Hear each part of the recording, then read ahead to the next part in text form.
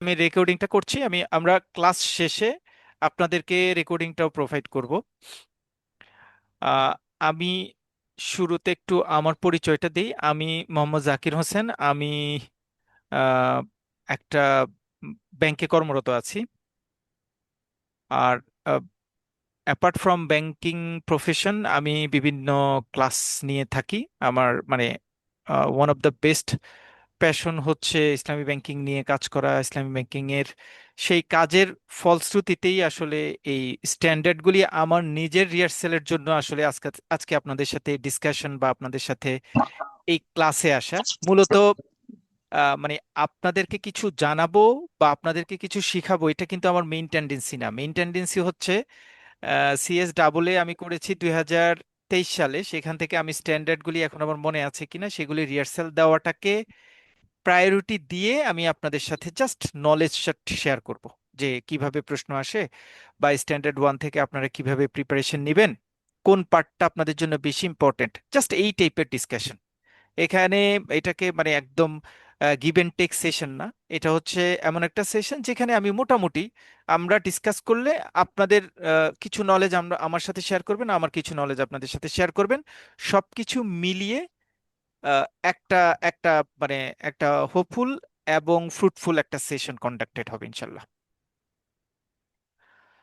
So আমি আহ, শুরু করার আগে, যেহেতু আপনারা সিপিএসএস এর কোর্সে ইনক্লুড হয়েছেন, টোটাল কোয়েশ্চেন প্যাটার্ন এবং ফসেলবার ইন্টার্নশিপ টেক কেয়ারে অন্যান্য স্ট্যান্ডার্ডগুলির সাথে আপনারা নিশ্চয়ই এগিয়ে যাচ্ছেন মোটামুটি। যেহেতু এটা একটা প্রথম স্ট্যান্ডার্ড, একদম ফান্ডামেন্টাল স্ট্যান্ডার্ড, এবং কম্পেয়ার টু আদার স্ট্যান্ডার্ড এই স্ট্যান্ডার্ডটা একটু ছোট। এই স্ট্যান্ডার্ডটা একটু ছোট।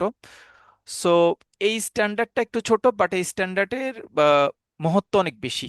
যদি সবকিছু মিলিয়ে চিন্তা করি, মিনিমাম দুইটা কোয়েশ্চেন এই স্ট্যান্ডার্ড থেকে আপনাদের ফাইনাল পরীক্ষায় আসবে। মিনিমাম দুইটা কোয়েশ্চেন, যদিও ছোট স্ট্যান্ডার্ড, বাট এই স্ট্যান্ডার্ড থেকে মিনিমাম দুইটা কোয়েশ্চেন আপনাদের পরীক্ষায় আসবে। এবং প্রথম স্ট্যান্ডার্ড হওয়ার মানে কিন্তু শুধুমাত্র দুইটা কোয়েশ্চেন আসবে এটার জন্য কিন্তু একটা স্ট্যান্ডার্ডকে প্রথম স্ট্যান্ডার্ড হিসেবে সিলেক্ট করেন না। একটা স্ট্যান্ডার্ডকে প্রথম স্ট্যান্ডার্ড হিসেবে সিলেক্ট করে বিকজ এই স্ট্যান্ডার্ডটার ভিতরে পুরো শরিয়া অন্যান্য যে স্ট্যান্ডার্ডগুলি আছে সেই স্ট্যান্ডার্ডগুলির বিভিন্ন ইনফরমেশন সামারি আকারে এই স্ট্যান্ডার্ডে ইনপুট করা হয়। মানে এটা হচ্ছে রুডিমেন্টারি স্টেজের একটা স্ট্যান্ডার্ড, যে স্ট্যান্ডার্ডের উপর বেস করে পরবর্তী স্ট্যান্ডার্ডগুলি আস্তে আস্তে দণ্ডায়মান হয়। সেজন্য ছোট হলেও এই স্ট্যান্ডার্ডটা ঠিকঠাকভাবে যদি আমি বুঝতে পারি, আমার মাথায় থাকে, তাহলে পরবর্তীতে আমি অন্যান্য স্ট্যান্ডার্ডে আমার এই স্ট্যান্ডার্ডের বিভিন্ন পড়া আমাকে হেল্প করবে, অন্যান্য স্ট্যান্ড বিভিন্ন কনসেপ্ট বুঝতে আমাকে সহযোগিতা করবে। সো দুইটা পার্সপেক্টিভে আপনাদের জন্য তিনটা কথা, খুব সিম্পল ওয়েতে তিনটা কথা। এক নম্বর হচ্ছে স্ট্যান্ডার্ডটা ছোট, ডেফিনেটলি এটা আপনাদের জন্য একটা স্বস্তির কারণ। দুই নাম্বার হচ্ছে এই স্ট্যান্ডার্ড থেকে মিনিমাম দুইটা প্রশ্ন থাকবে। যদিও স্ট্যান্ডার্ড ছোট, পেজ কম্পেয়ার করলে অন্য অন্য স্ট্যান্ডার্ডের সাথে স্ট্যান্ডার্ড থেকে একটা কোয়েশ্চেন হওয়ার চান্স থাকা উচিত, বাট এখান থেকে দুইটা কোয়েশ্চেন হয়। তিন নাম্বার হচ্ছে এই স্ট্যান্ডার্ডটা আমি জানি না আজকে আমরা শেষ করতে পারবো কিনা, বা যতটুকু শেষ করতে পারি আমি শেষ করার পরে আপনাদেরকে হয়তো 15টা সেন্টেন্স একত্রে বলে দিব, যে আপনারা এই 15টা সেন্টেন্স মনে রাখেন, তাহলে এই স্ট্যান্ডার্ড ইজ কাভার্ড। হ্যাঁ, আমরা যখন ডিসকাশন শেষ করব, ডিসকাশন শেষ করার পরে আমরা একটা সামারি শিট আপনাদেরকে দিব স্ট্যান্ডার্ডের সাথেই। সামারি দিয়ে দিব যে এই 15টা কথা আপনি একটু মাথায় রাখবেন। এই 15টা বা 17 বা 18টা হতে পারে, 15টা মিনিমাম, 20টা হাইয়েস্ট। এই 20টা কনসেপ্ট বা সেন্টেন্স আপনি মাথায় রাখবেন, তাহলে আপনার জন্য এই স্ট্যান্ডার্ডে আর খুব বেশি টাফ কিছু থাকবে না। পড়বো আমরা প্রথমে বেশি, একটু ডিসকাস করব বিভিন্ন কনসেপ্ট নিয়ে, যেহেতু প্রথম স্ট্যান্ডার্ড কনসেপ্ট নিয়ে একটু ডিসকাস করব, বাট সামারি করব ছোট করে। সেই সামারিটা আপনারা মনে রাখবেন। সামারিটা মনে রাখলেই আমরা মোটামুটি আমাদের কোর্সটা মানে কন্ডাক্ট হয়ে যাবে এবং ইজিলি শেষ হয়ে যাবে। আর আমার সাথে যারা আপনারা যারা এই ডিসকাশনে থাকবেন, it is not a class, আপনারা যারা আমাদের সাথে ডিসকাশনে থাকবেন, যারা শুরু থেকে মনোযোগ রাখতে পারবেন, মনোযোগ দিবেন, আমার ধারণা স্ট্যান্ডার্ডটা পরে খুব বেশি আপনাদের পড়তে হবে না। আমরা ডিসকাস করে ফেলবো। ডিসকাস করার পরে আমরা যে 15-20টা সামারি দিব, সেই সামারিটা আপনারা পড়বেন। তারপরে আমি আবার 5-6টা কোয়েশ্চেন আপনাদেরকে দিব, 10টা দিতে পারি। সেখানে হয়তো 5টা এমসিকিউ, 5টা ট্রু অর ফলস। এটা আপনাদেরকে বলবো যে আমাদের সাথে এটা কভার করে ফেলেন। যদি আপনারা একসাথে ওইটুকু কাভার করে ফেলতে পারেন, তাহলে মোটামুটি এখানে আলহামদুলিল্লাহ পড়া শেষ হয়ে যাবে। মানে খুব বেশি প্রেসার নেওয়ার ইস্যুস না এই স্ট্যান্ডার্ডটা। আমি যেহেতু মানে এটা আসলে একটু আনফেমিলার হয়, মানে মডেস্টির সাথে যায় না। যখন একটা ক্লাস শুরু করলে স্বাভাবিকভাবে যিনি ক্লাস নেবেন তার পরিচয় দিবেন, আর আপনারা যারা পার্টিসিপেন্ট আছেন তাদের পরিচয় নিব, কিন্তু সিকোয়েন্সটা এমন থাকে যে আপনাদের পরিচয় নিয়ে ডিসকাশনটাকে আমি প্রলং করতে গেলে আরেক বেশি সময় প্রয়োজন হবে। সেজন্য আপনাদের সাথে মানে একদম ফর্মালি ওয়ান টু ওয়ান পরিচয় হওয়াটা সম্ভব হচ্ছে না। বাট ইনফ্যাক্ট আমি হয়তো আপনাদের আরো স্ট্যান্ডার্ড নিয়ে ইনশাল্লাহ সামনে আপনাদের সাথে থাকবো। সো কোনো না কোনো সময় আপনাদের সাথে পরিচয় ইনশাল্লাহ হয়ে যাবে। আর মোস্ট ইম্পর্টেন্ট একটা কথা একটু বলে রাখি, সেটা হচ্ছে I will share another synopsis with you. আপনাদের সাথে আরেকটা সিনপসিস শেয়ার করব, যেটা হচ্ছে টোটাল আমাদের যতগুলি স্ট্যান্ডার্ড আছে সবগুলি স্ট্যান্ডার্ডে ইংলিশ ওয়ার্ডিং এর সাথে অ্যারাবিক যে ওয়ার্ডিং গুলি আছে সেটা, মানে মিন করছি না যে আমি আরবি লেখাটা লিখবো। যেমন কারেন্সি ট্রেডিং, এটার অ্যারাবিক মানে হচ্ছে সার্ফ। হ্যাঁ, সো এই টাইপের আরো অনেকগুলি ওয়ার্ডিং আছে, যেই ওয়ার্ডিং গুলি যদি আমি স্ট্যান্ডার্ড ওয়ান থেকে শুরু করে স্ট্যান্ডার্ড একদম লাস্ট স্ট্যান্ডার্ড পর্যন্ত, সোফার আই নো 135 বা 41টা ওয়ার্ড থাকবে এরকম, যে কারেন্সি ট্রেডিং এর মানে কি অথবা অন্যান্য ওয়ার্ডের মানে কি। এই ওয়ার্ডের মানেগুলি আপনাদের জানাটা খুব ইম্পর্টেন্ট। যেমন অ্যাকচুয়াল প্রসেশন আমরা পড়িনি এখনো, জাস্ট আমি দেখাচ্ছি। অ্যাকচুয়াল প্রসেশন মানে হচ্ছে কিবাদ হাকিকি, আর অন্যটার মানে কি, এই টাইপের। এটা কিন্তু অ্যারাবিক লেখাটা জরুরি না, বাট অ্যাকচুয়াল প্রসেশনের অ্যারাবিক ইংলিশ মানেটা কিন্তু আপনার জানতে হবে, কারণ এই টাইপের 3-4টা পরীক্ষায় প্রশ্ন থাকে খুব কনফিউশনাল। অনেক সময় দেখা যায় যে অ্যাকচুয়াল প্রসেশনটা না লিখে কিবাদ হাকিকি ওয়ার্ডটা মিন করছে, তখন এইটার মানে আসলে কি এটা আমার মাথায় নিতে নিতে কোয়েশ্চেনের অ্যান্সারটা আমি প্রপার ওয়েতে যেতে পারি না। সেজন্য টোটাল পুরো পুরো কোর্সের যতগুলি অ্যারাবিক মিনিং আছে সেই অ্যারাবিক মিনিংগুলিকে ইংরেজিতে কনভার্ট করে আমাদের একটা একটা A to Z শিট আছে, সেই শিটটা আপনার একটু গোথ্রো করলে হবে। নট নেসেসারি সবগুলি মুখস্থ করতে হবে এমন না, আপনার একটু গোথ্রো করলেই মোটামুটি ওগুলি আপনাদের জন্য খুবই বেনিফিশিয়াল হবে। কারণ পরীক্ষায় আমরা অনেক সময় দেখা যাবে শেষের দিকে 2-3টা প্রশ্ন আপনার জন্য খুবই খুবই টাফ হয়ে যাচ্ছে, যে 1-2টা প্রশ্ন হয়তো ভালো হলে you will get better opportunity. So ওই টাইপে আপনাদের এই অ্যারাবিক ওয়ার্ডের অ্যারাবিক মিনিংটা আপনাকে খুব হেল্প করবে। মিনহোয়াইল আমরা অনেকবার এরকম দেখেছি যে পরীক্ষায় অ্যাকচুয়াল প্রসেশন ব্র্যাকেটে অ্যারাবিক মিনিংটা দিয়ে দিয়েছে। আমি আমি নিজে দেখেছি পরীক্ষায় অনেক প্রশ্নে এরকম থাকে, কিছু কিছু বার এরকম থাকে, আবার কোনো কোনো প্রশ্নে এই অ্যারাবিক মিনিংটাই দিয়ে দেয়, মানে অ্যারাবিক ইংলিশ মিনিংটা দিয়ে দেয়। মেইন বাংলা যে অর্থ আছে বা আমরা যেটাকে বাংলা টাইপের বুঝি যেটা, সেটাকে দেয় না, অ্যারাবিক মিনিংটা দেয়। সো দুই রকমই থাকতে পারে, আপনার যদি দুইটা ইংলিশটা দিয়ে তার যদি অ্যারাবিক মিনিংটা দেয় ব্র্যাকেটে, it will beneficial for you, কারণ অ্যাকচুয়াল প্রসেশনটা আপনি ভালোভাবে বুঝবেন। বাট এটার যদি মিনিংটা যেই কোয়েশ্চেনগুলিতে দিবে না, সেই কোয়েশ্চেনগুলি কিন্তু আপনার অ্যান্সার করাটা টাফ হয়, বিশেষ করে শেষের দিকের অনেকগুলি জায়গায় এই টাইপের ইস্যুস ক্রিয়েট হতে পারে। সো যেই শিটটা আমি প্রিপেয়ার করছি উইদিন শর্ট টাইম আমি ফয়সাল ভাইয়ের সাথে শেয়ার করব, ওই শিটটা আপনাদের জন্য এই অ্যারাবিক মিনিংগুলির পারপ্লেক্সিটি আপনাদেরকে অনেকখানি অনেকখানি রিডিউস করবে ইনশাল্লাহ। সো আমরা স্টার্ট করছি শরিয়া standard number 1, trading in currency. আমরা একটু আস্তে যাব, মানে একটা মানে মোটোটা এটা হচ্ছে না যে আমি ক্লাসটা উইদিন 1 আওয়ারের মধ্যে শেষ করতে হবে, এটা আমার মোটো না। আমার মোটো না যে সবকিছু আপনাকে বলা, এটা আমার মোটো না। আমার মোটোটা হচ্ছে আমরা স্ট্যান্ডার্ড নাম্বার 1টা পড়ছি, যতটুকুতে যেতে পারি ততটুকু পর্যন্ত যাব, তারপরের অংশটুকু আবার পড়বো। বাট একটু বুঝে শুনে আমি পড়ে যাব, মানে এটার ইনার মিনিংকে এটা একটু জানার চেষ্টা করব। ইনার মিনিংটা জানলে, আমি তো বলেছি যে এই স্ট্যান্ডার্ডের 20টা লাইন আমি শুধু আপনাকে পড়তে বলবো, শুধু আপনি ওই 20টা লাইন মনে রাখবেন, তাহলে পরীক্ষা আপনি ওভারকাম করতে পারবেন। বাট এই স্ট্যান্ডার্ডে আসলে ইনার মিনিংটা কি সেটা বোঝার জন্য আমরা একটু লম্বা ক্লাস নিব, যতটুকু যেভাবে করা যায়। প্রত্যেকটা পার্টে যেই পার্টটা আমার কাছে মনে হচ্ছে যে এই পার্টটার এই অংশটুকু একটু এডিশনালি আপনাদের মনে রাখা দরকার, আপনারা দেখবেন আমি সেইটা ডেফিনেটলি আপনাদের সাথে শেয়ার করব। আপনারা দেখবেন এক্সট্রা লিখে আমি একটা অংশ অ্যাড করেছি। সো এক্সট্রা লেখা যে অংশটা আমি অ্যাড করেছি সেই অংশটা মেইনলি আপনার শিটের পার্ট না, মানে আপনার স্ট্যান্ডার্ডের পার্ট না। আমি জাস্ট একটু এক্সাম্পল দিচ্ছি, এক্সাম্পল দেখাচ্ছি। লাইক দিস ওয়ান, এই যে আমরা আসলে এটা পড়ার চেষ্টা করছি, এটা এক্সট্রা একটা পার্ট আমি এখানে কভার করেছি। সো এক্সট্রা পার্টটা কিন্তু শরিয়া স্ট্যান্ডার্ডের পার্ট না, এক্সট্রা পার্টটা শরিয়া স্ট্যান্ডার্ডের পার্ট না। এক্সট্রা পার্টটা শুধুমাত্র আমরা দিয়েছি আপনাদেরকে একটু বোঝার জন্য, জাস্ট বোঝার জন্য। আপনি স্ট্যান্ডার্ডটা পড়েছেন, পড়ে এটার প্র্যাকটিক্যাল এক্সাম্পলটা কি, এই টাইপটা যখন আপনার মাথায় যাবে, তখন আপনার জন্য এটা অ্যান্সার করাটা ইজি হয়ে যাবে, মানে আপনি বোঝাটা আপনার জন্য ইজি হবে, বোঝাটা ইজি হবে। প্লাস আরেকটা জিনিস হচ্ছে, এটা অনেকদিন আপনার মাথায় থাকবে। মানে আপনারা যখন এখন তো একটা দুইটা পাঁচটা সাতটা স্ট্যান্ডার্ড পড়ছেন, যখন আপনি টোটাল সবগুলি স্ট্যান্ডার্ড নিয়ে কাজ করবেন, তখন তো আপনাকে সামারি আকারে সেগুলি মাথায় রাখতে হবে। ওই সামারি আকারে মাথায় রাখতে গিয়ে তখন আপনার এক্সাম্পল বেস পড়াটা আপনাকে বেশি হেল্প করবে।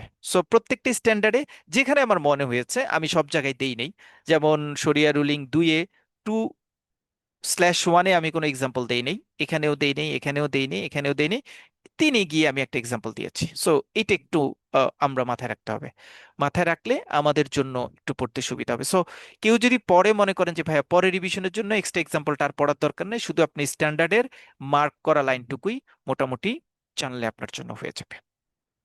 আমার মনে হয় আমি ঠিক কিভাবে পড়াটা এগোতে চাচ্ছি আমি ক্লিয়ার করতে পেরেছি। কারো কোনো কোয়েশ্চেন থাকলে প্লিজ, যদি মানে মনে করেন যে না ভাই অন্যভাবে পড়ালে ভালো হয়, আমি যেভাবে প্ল্যান করেছি সেভাবে যদি আমরা আগাই, আশা করছি এটা আপনাদের জন্য বেনিফিশিয়াল হবে। তারপরেও আপনাদের যদি কারো কোনো গাইডলাইন থাকে যে ভাই এইভাবে পড়ালে আমাদের জন্য সুবিধা হয়, তাহলে আমরা সেভাবে পড়ানোর চেষ্টা করবো ইনশাল্লাহ। শরিয়া স্ট্যান্ডার্ড নাম্বার 1। আর রেকর্ডিংটা যেহেতু হচ্ছে, আমরা রেকর্ডিংটা প্রোভাইড করবো আপনাদের, আবার আপনারা কেউ রিক্যাপ করতে চাইলে রিক্যাপ করতে পারবেন। শরিয়া standard number 1, trading in currency. আমরা কারেন্সি ট্রেডিং নিয়ে কথা বলবো। ট্রেডিং ইন কারেন্সি, ট্রেডিং মানে বিনিময়, এবং কারেন্সি মানে আমরা সবাই জানি মুদ্রা। বাংলা টাকা যদি বলি বিডিটি টাকা, ইউএসডি, জিবিপি, এগুলি সবই হচ্ছে কারেন্সি। ট্রেডিং মানে কিন্তু বিনিময়, মিন্স বিনিময়ের পিছনে একটা ওয়ার্ড আছে, সেটা হচ্ছে ব্যবসায়িক বিনিময়। হ্যাঁ, ট্রেডিং ওয়ার্ডটা ব্যবসায়িক বিনিময়টাকে মিন করে। সো কারেন্সি, এক কারেন্সি অন্য কারেন্সিতে ব্যবসায়িক অর্থে বিনিময় করার ক্ষেত্রে কোন কোন নিয়ম ফলো করতে হবে, বা শরিয়া পার্সপেক্টিভে আপনাকে কোন কোন জিনিসকে মাথায় রাখতে হবে, সেই ডিসকাশনটাই মূলত আমরা শরিয়া স্ট্যান্ডার্ড নাম্বার 1-এ করব। সো প্রিফেস পরীক্ষা আসে না, আমরা জাস্ট একটু পড়েই যে এখানে আসলে কি বলার চেষ্টা করেছে। The purpose of this standard is to explain the শরিয়া ruling relating to trading in currencies, as well as the conditions and precepts laid down by the Sharia as to what is permissible in currency trading and what is not. Currency trading এর ক্ষেত্রে কোনটা শরিয়াতে acceptable, কোনটা শরিয়াতে acceptable না, সেইটাই আমরা আসলে মূলত এই স্ট্যান্ডার্ডে আলোচনা করব। The standard also explain some of the practice being applied by Islamic financial institution. Islamic financial institution এই কারেন্সি ট্রেডিং করার ক্ষেত্রে কোন ধরনের নিয়ম নীতি ফলো করে, সেগুলি নিয়ে আমরা এখানে আলোচনা করব। একটা হচ্ছে, তার মানে এখানে আমরা আলোচনা করব এক কারেন্সির সাথে অন্য কারেন্সি কনভার্ট করতে গেলে কি কি নিয়ম পালন করতে হয়, ফাইন্যান্সিয়াল ইনস্টিটিউশনস গুলি এগুলি যদি শরিয়া বেস পলিসিতে এক্সচেঞ্জ করতে চায়, তাহলে তারা কোন কোন নিয়ম ফলো করবে। এখানে একটা এক্সট্রা দিয়েছি, বাট যদিও আপনারা জানেন কারেন্সি ট্রেডিংটার মানে কি। এটাকে আমরা সার্ভ বলেছি। কারেন্সি ট্রেডিং হচ্ছে এক কারেন্সি থেকে অন্য কারেন্সিতে কনভার্ট করা। ইউএসডি থেকে বিডিডি হতে পারে, ইউরো থেকে ইউএসডি হতে পারে, জিবিপি থেকে সৌদি রিয়াল হতে পারে, বা অন্য কোনো ইস্যুস হতে পারে। অর্থাৎ দুইটা কারেন্সি, একটা কারেন্সির সাথে অন্য একটা কারেন্সির এক্সচেঞ্জ করার প্রসেসটাকেই আসলে কারেন্সি ট্রেডিংটা বলা হয়। এই কারেন্সি এক্সচেঞ্জটা ব্যক্তি টু ব্যক্তি হতে পারে, প্রতিষ্ঠান টু প্রতিষ্ঠান হতে পারে, ব্যক্তির সাথে প্রতিষ্ঠান হতে পারে।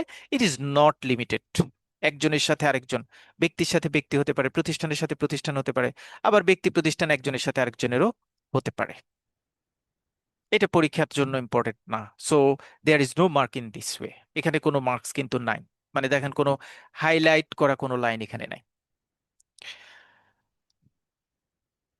এই আর্টিকেলটার পরের অংশটুকু, এইটুকু আমি জাস্ট একটু পরে দেখবো, যখন আমরা বেসিক জায়গাটায় যাবো। এই দুইটা এক্সাম্পল আমার দরকার হবে, আমরা সেখানে এটা নিয়ে আলোচনা করব। Statement of the standard, scope of the standard, scope of the স্ট্যান্ডার্ডটা পড়তে হবে, এটা important. Scope of the standard আসলে বলার চেষ্টা করে যে এই স্ট্যান্ডার্ডটা, আমরা তো কারেন্সি, ট্রেডিং ইন কারেন্সি মানে অনেক বড় একটা জিনিস।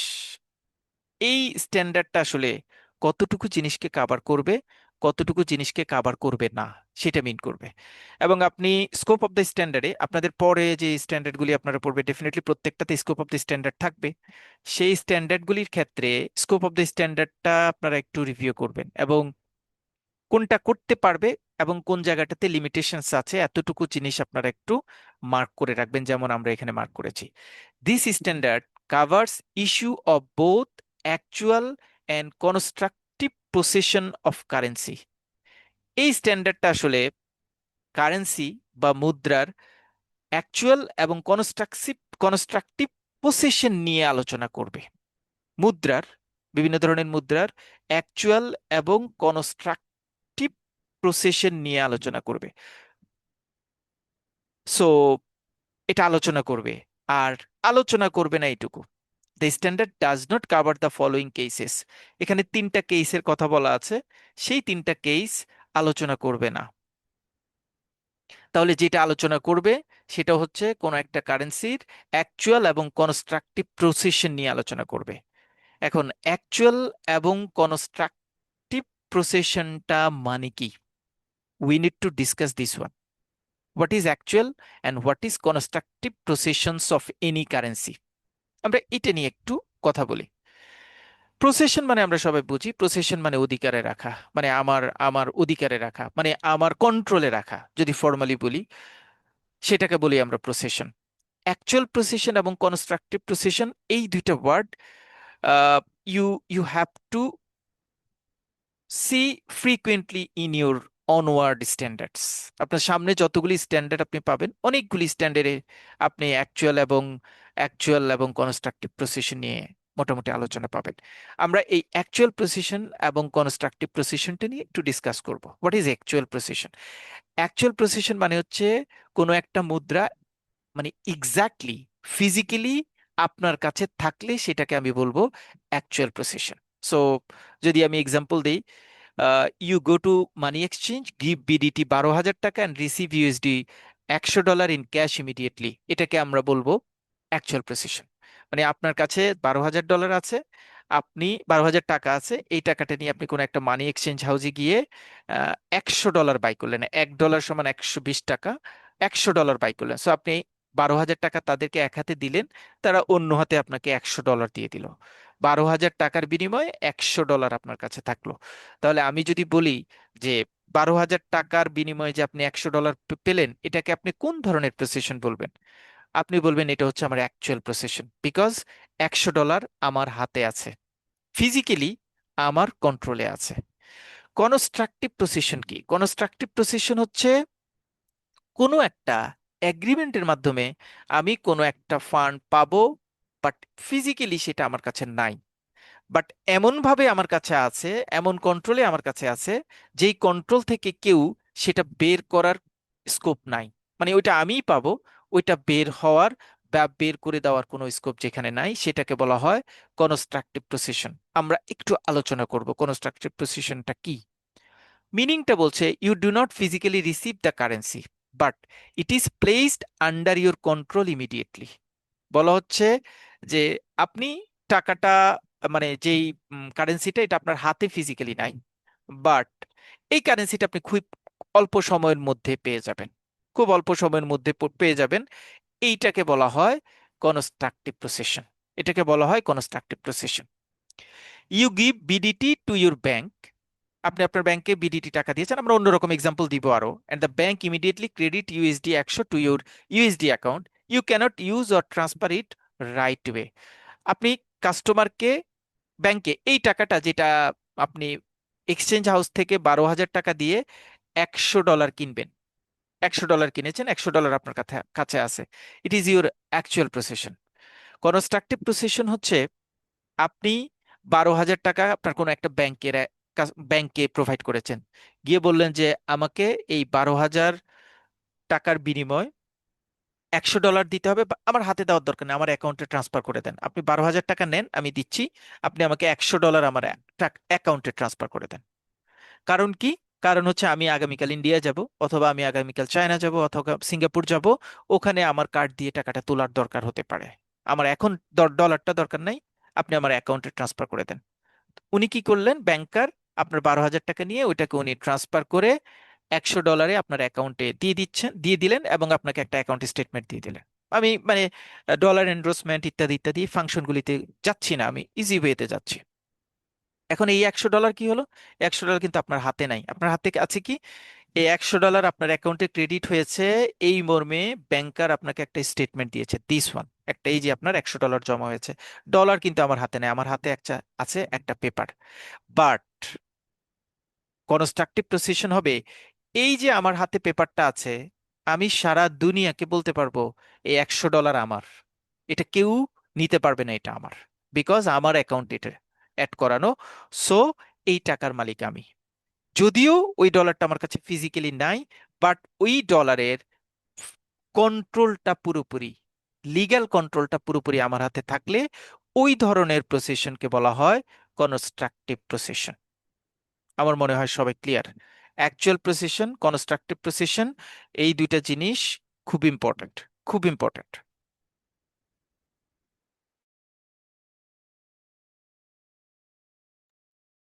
যদি মনে করেন আরেকটা এক্সাম্পল দিতে, যদি মনে করেন যে ভাই আরেকটা এক্সাম্পল দেন, আমি ধরেন আরেকটা ইজি এক্সাম্পল দিই, সোজা।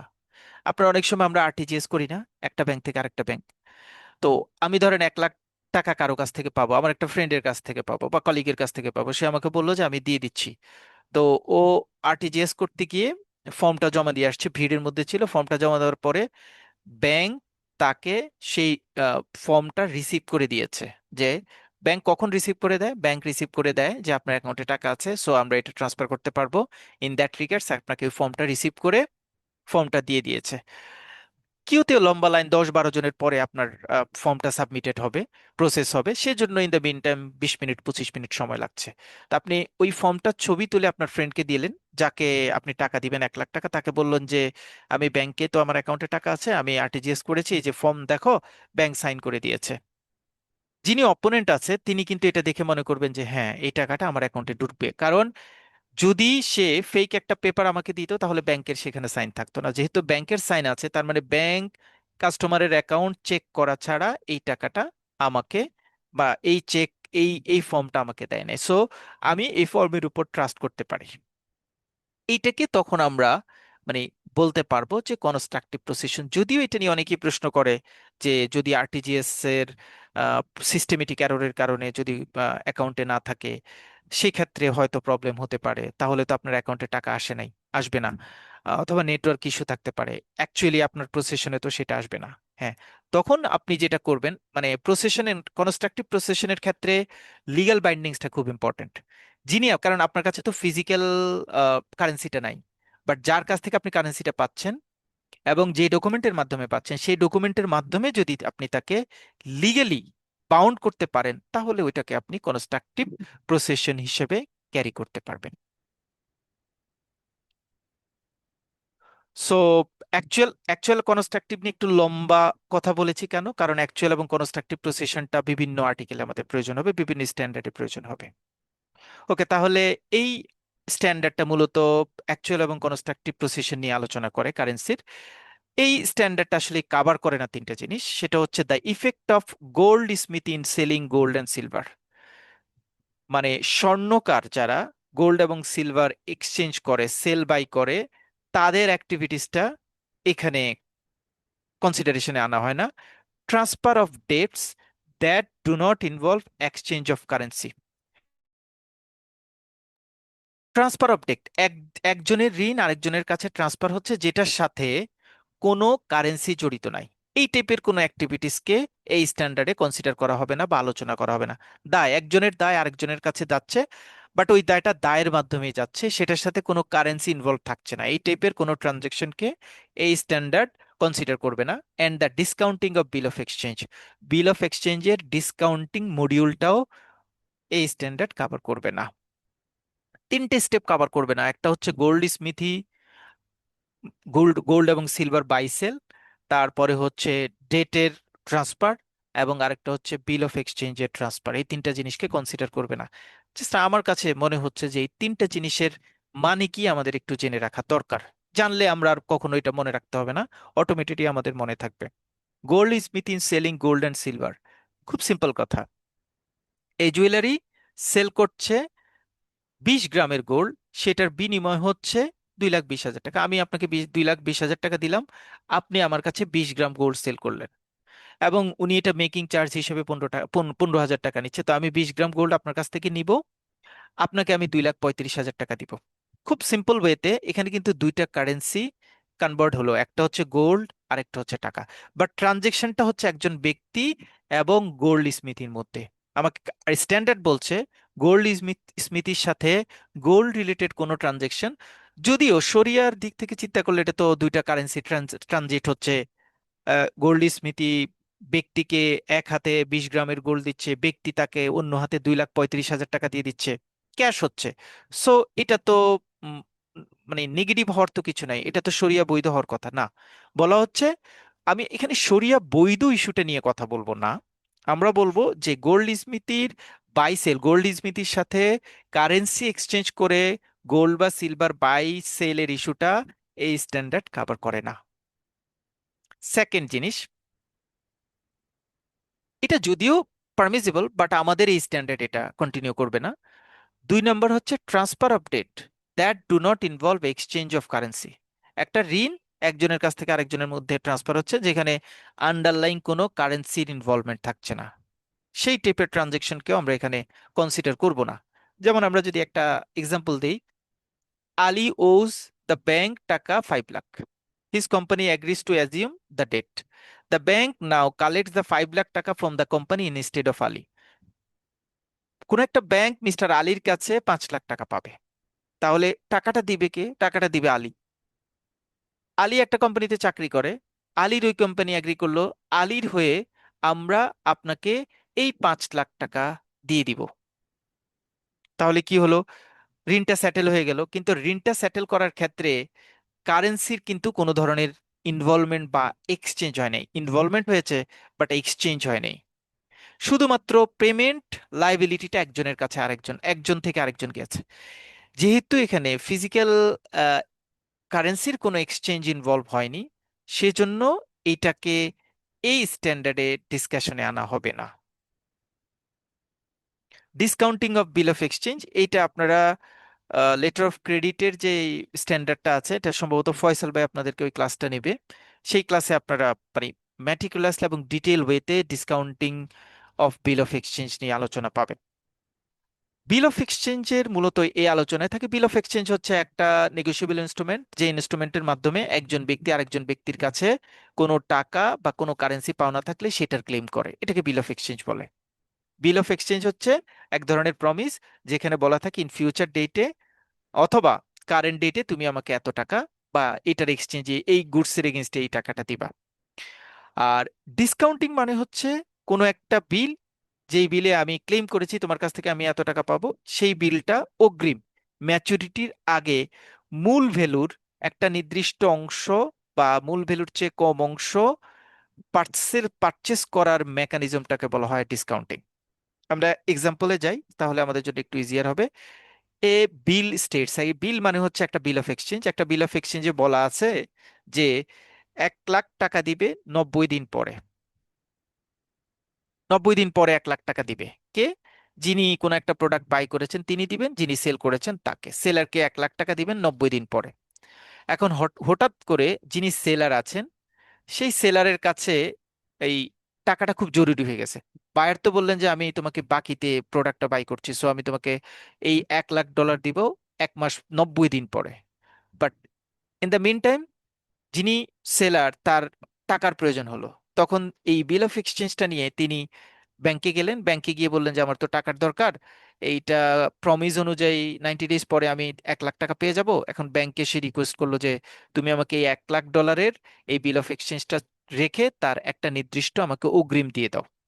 The holder sells it today to a bank for 95,000 টাকা।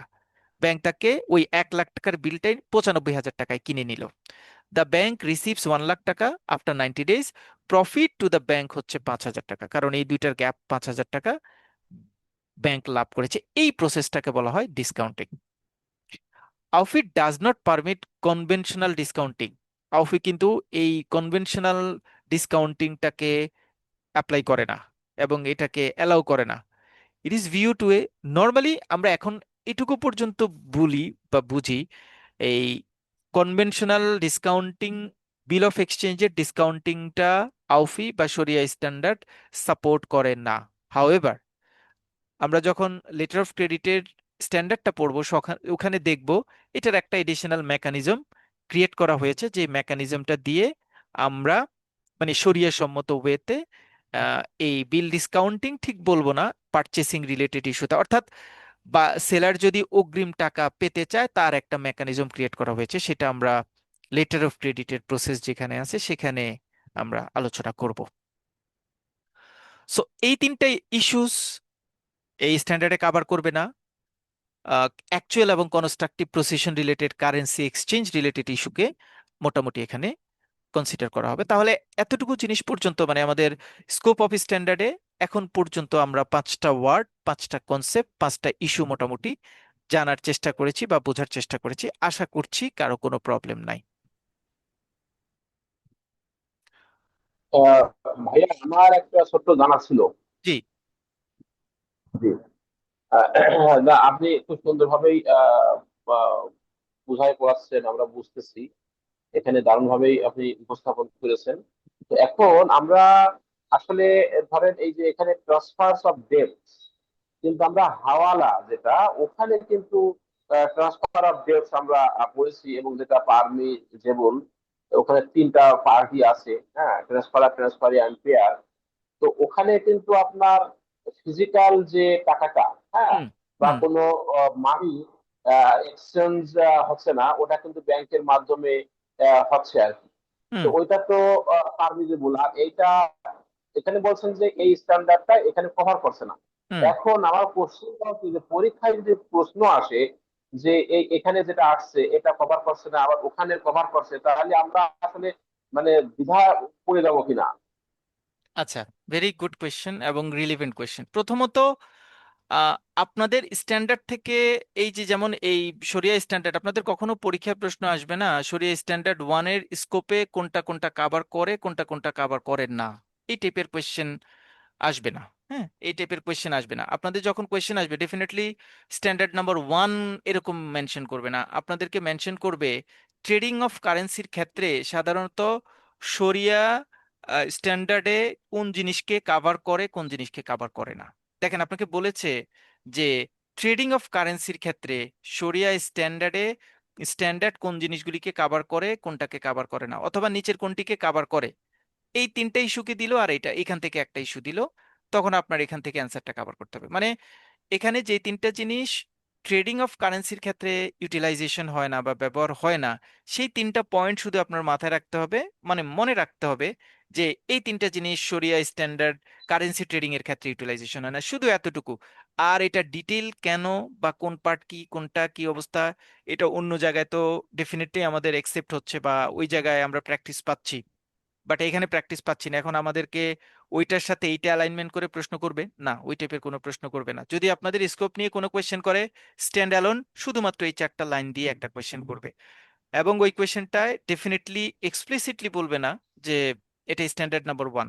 আপনাদেরকে বলা থাকবে যে কারেন্সি প্রসেসন ক্ষেত্রে কারেন্সি ট্রেডিং এর ক্ষেত্রে নিচের কোন জিনিসগুলিকে কনসিডার করা হয় না, তখন আমরা এই তিনটা জিনিসকে নেগেটিভ অ্যান্সারে কনসিডার করব। শুধু এতটুকুই হচ্ছে এই প্রশ্নটা। আচ্ছা, আমার আরেকটা জিনিস জানা ছিল, বলবো কি? জি জি জি। এই যে যেমন বিল অফ এক্সচেঞ্জ এর ক্ষেত্রে ডিসকাউন্টিং, এটা আমাদের শরিয়াতে মানে পারমিজেবল না। তেমনি এই যে ট্রান্সফার অফ ডেটস, হ্যাঁ, এইটা কি পারমিজেবল, যেটা এই যে ট্রেডিং অফ কারেন্সির ক্ষেত্রে? Transfer of debt. জি জি জি। ট্রান্সফার অফ ডেট জি জি জি। মানে একজন ব্যক্তি ট্রান্সফার অফ একজনের দায় আরেকজনের কাছে ট্রান্সফার করা, এটা? বললো হ্যাঁ, এবং সেটা কারেন্সির মাধ্যমে, হ্যাঁ যেটা যেহেতু কারেন্সি পড়াচ্ছেন, ট্রেডিং অফ কারেন্সিস পড়াচ্ছেন, হ্যাঁ কারেন্সির মাধ্যমে এই দায়টা যদি পরিশোধ করা হয় তাহলে তো আমাদের পারমিজেবল কিনা, শরিয়া অনুযায়ী পারমিজেবল কিনা। হ্যাঁ, হ্যাঁ, আমি যদি একজনের দায়টা আরেকজনের মানে কারেন্সি দিয়ে আমি যদি কনভার্ট করি বা এক্সচেঞ্জ করি, সেটা ডেফিনেটলি পারমিসিবল, সেটা definitely permissible. Thank you, thank you. Okay, এবার আমরা ফর্মাল আমাদের রেগুলার যে পড়াটা আছে সেইটাতে যাচ্ছি, স্কোপটা কভার করলাম। এবার আমরা পয়েন্ট নাম্বার 2, শরিয়া রুলিং অন ট্রেডিং ইন কারেন্সিতে মুভ করছি। 2.1, 2-1 আপনারা তো এটা সবাই হয়তো পড়েছেন, মানে স্ট্যান্ডার্ড গুলির প্যাটার্নই এরকম যে 2-1, 2-1 এই কথাটার মানে হচ্ছে 2-1 এই পয়েন্টটার সাব পয়েন্ট হচ্ছে এটা, 2 সাব পয়েন্ট হচ্ছে 2/1, 2/1/1 হচ্ছে 2-1 সাবসেট। তার মানে 2-1 সাবসেট হচ্ছে দুইটা তিনটা, এই তিনটা, একটা দুইটা তিনটা। এটা একটু মাথায় রাখতে হবে, কারণ আমরা যখন এক্সট্রা জিনিস দেখব বা উদাহরণ দেখব, আমরা কোন পার্টের দেখছি। আর 2/1টা টেনে এতটুকু পর্যন্ত একটা কনসেপ্ট নিয়ে ডিসকাস করার চেষ্টা করছি। এই কনসেপ্টগুলি কিন্তু আমি একটু ক্লিয়ার করার চেষ্টা করব, মানে আমার মাথায় রাখার চেষ্টা করব। So 2/1, it is permissible to trade in currency, provided that it is done in compliance with the following Sharia rules and precepts. মানে ট্রেড ইন কারেন্সিটা ইসলাম আসলে পারমিসেবল করছে, অ্যাজ পার আউসি, মানে আউফি, ইট ইজ পারমিসেবল। কিন্তু কিছু কন্ডিশন আছে, এখন কন্ডিশনগুলি কি?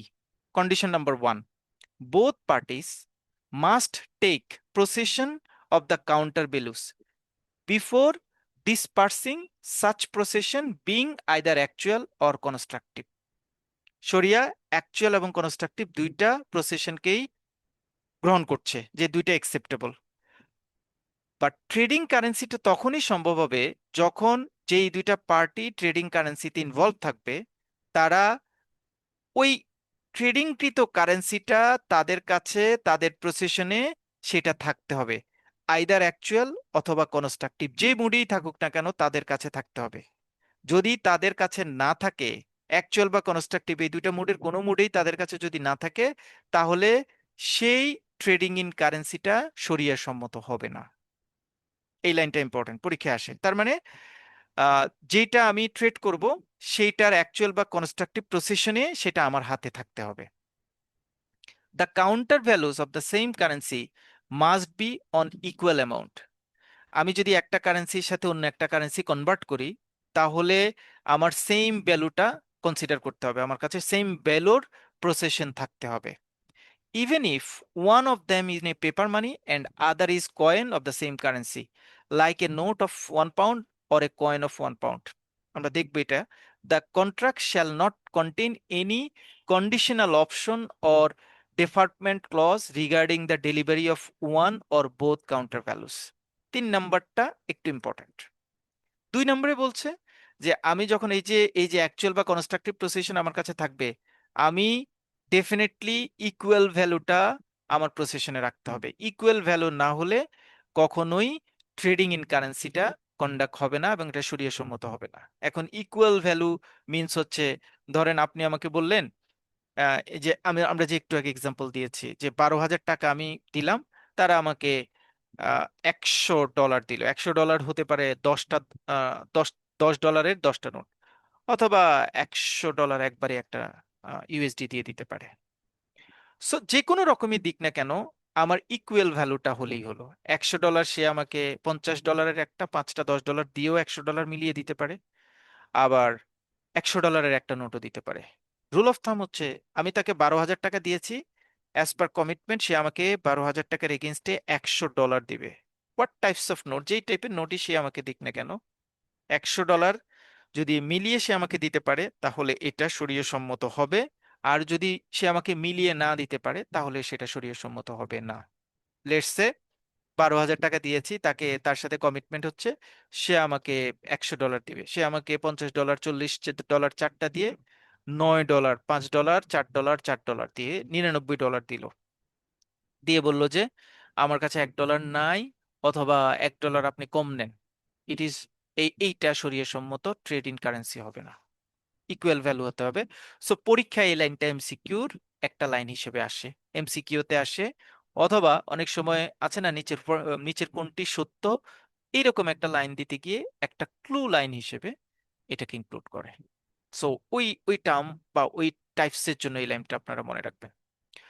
213, the contract shall not contain any conditional option or deferment clause regarding the delivery of one or both counter values। একটা কাউন্টার ভ্যালু একজনের সাথে আরেকজন কারেন্সি এক্সচেঞ্জ করার ক্ষেত্রে ওই জায়গাটাতে কন্ডিশনাল অপশন অথবা ডেফারমেন্ট কোনো ক্লজ ইনক্লুড থাকতে পারবে না।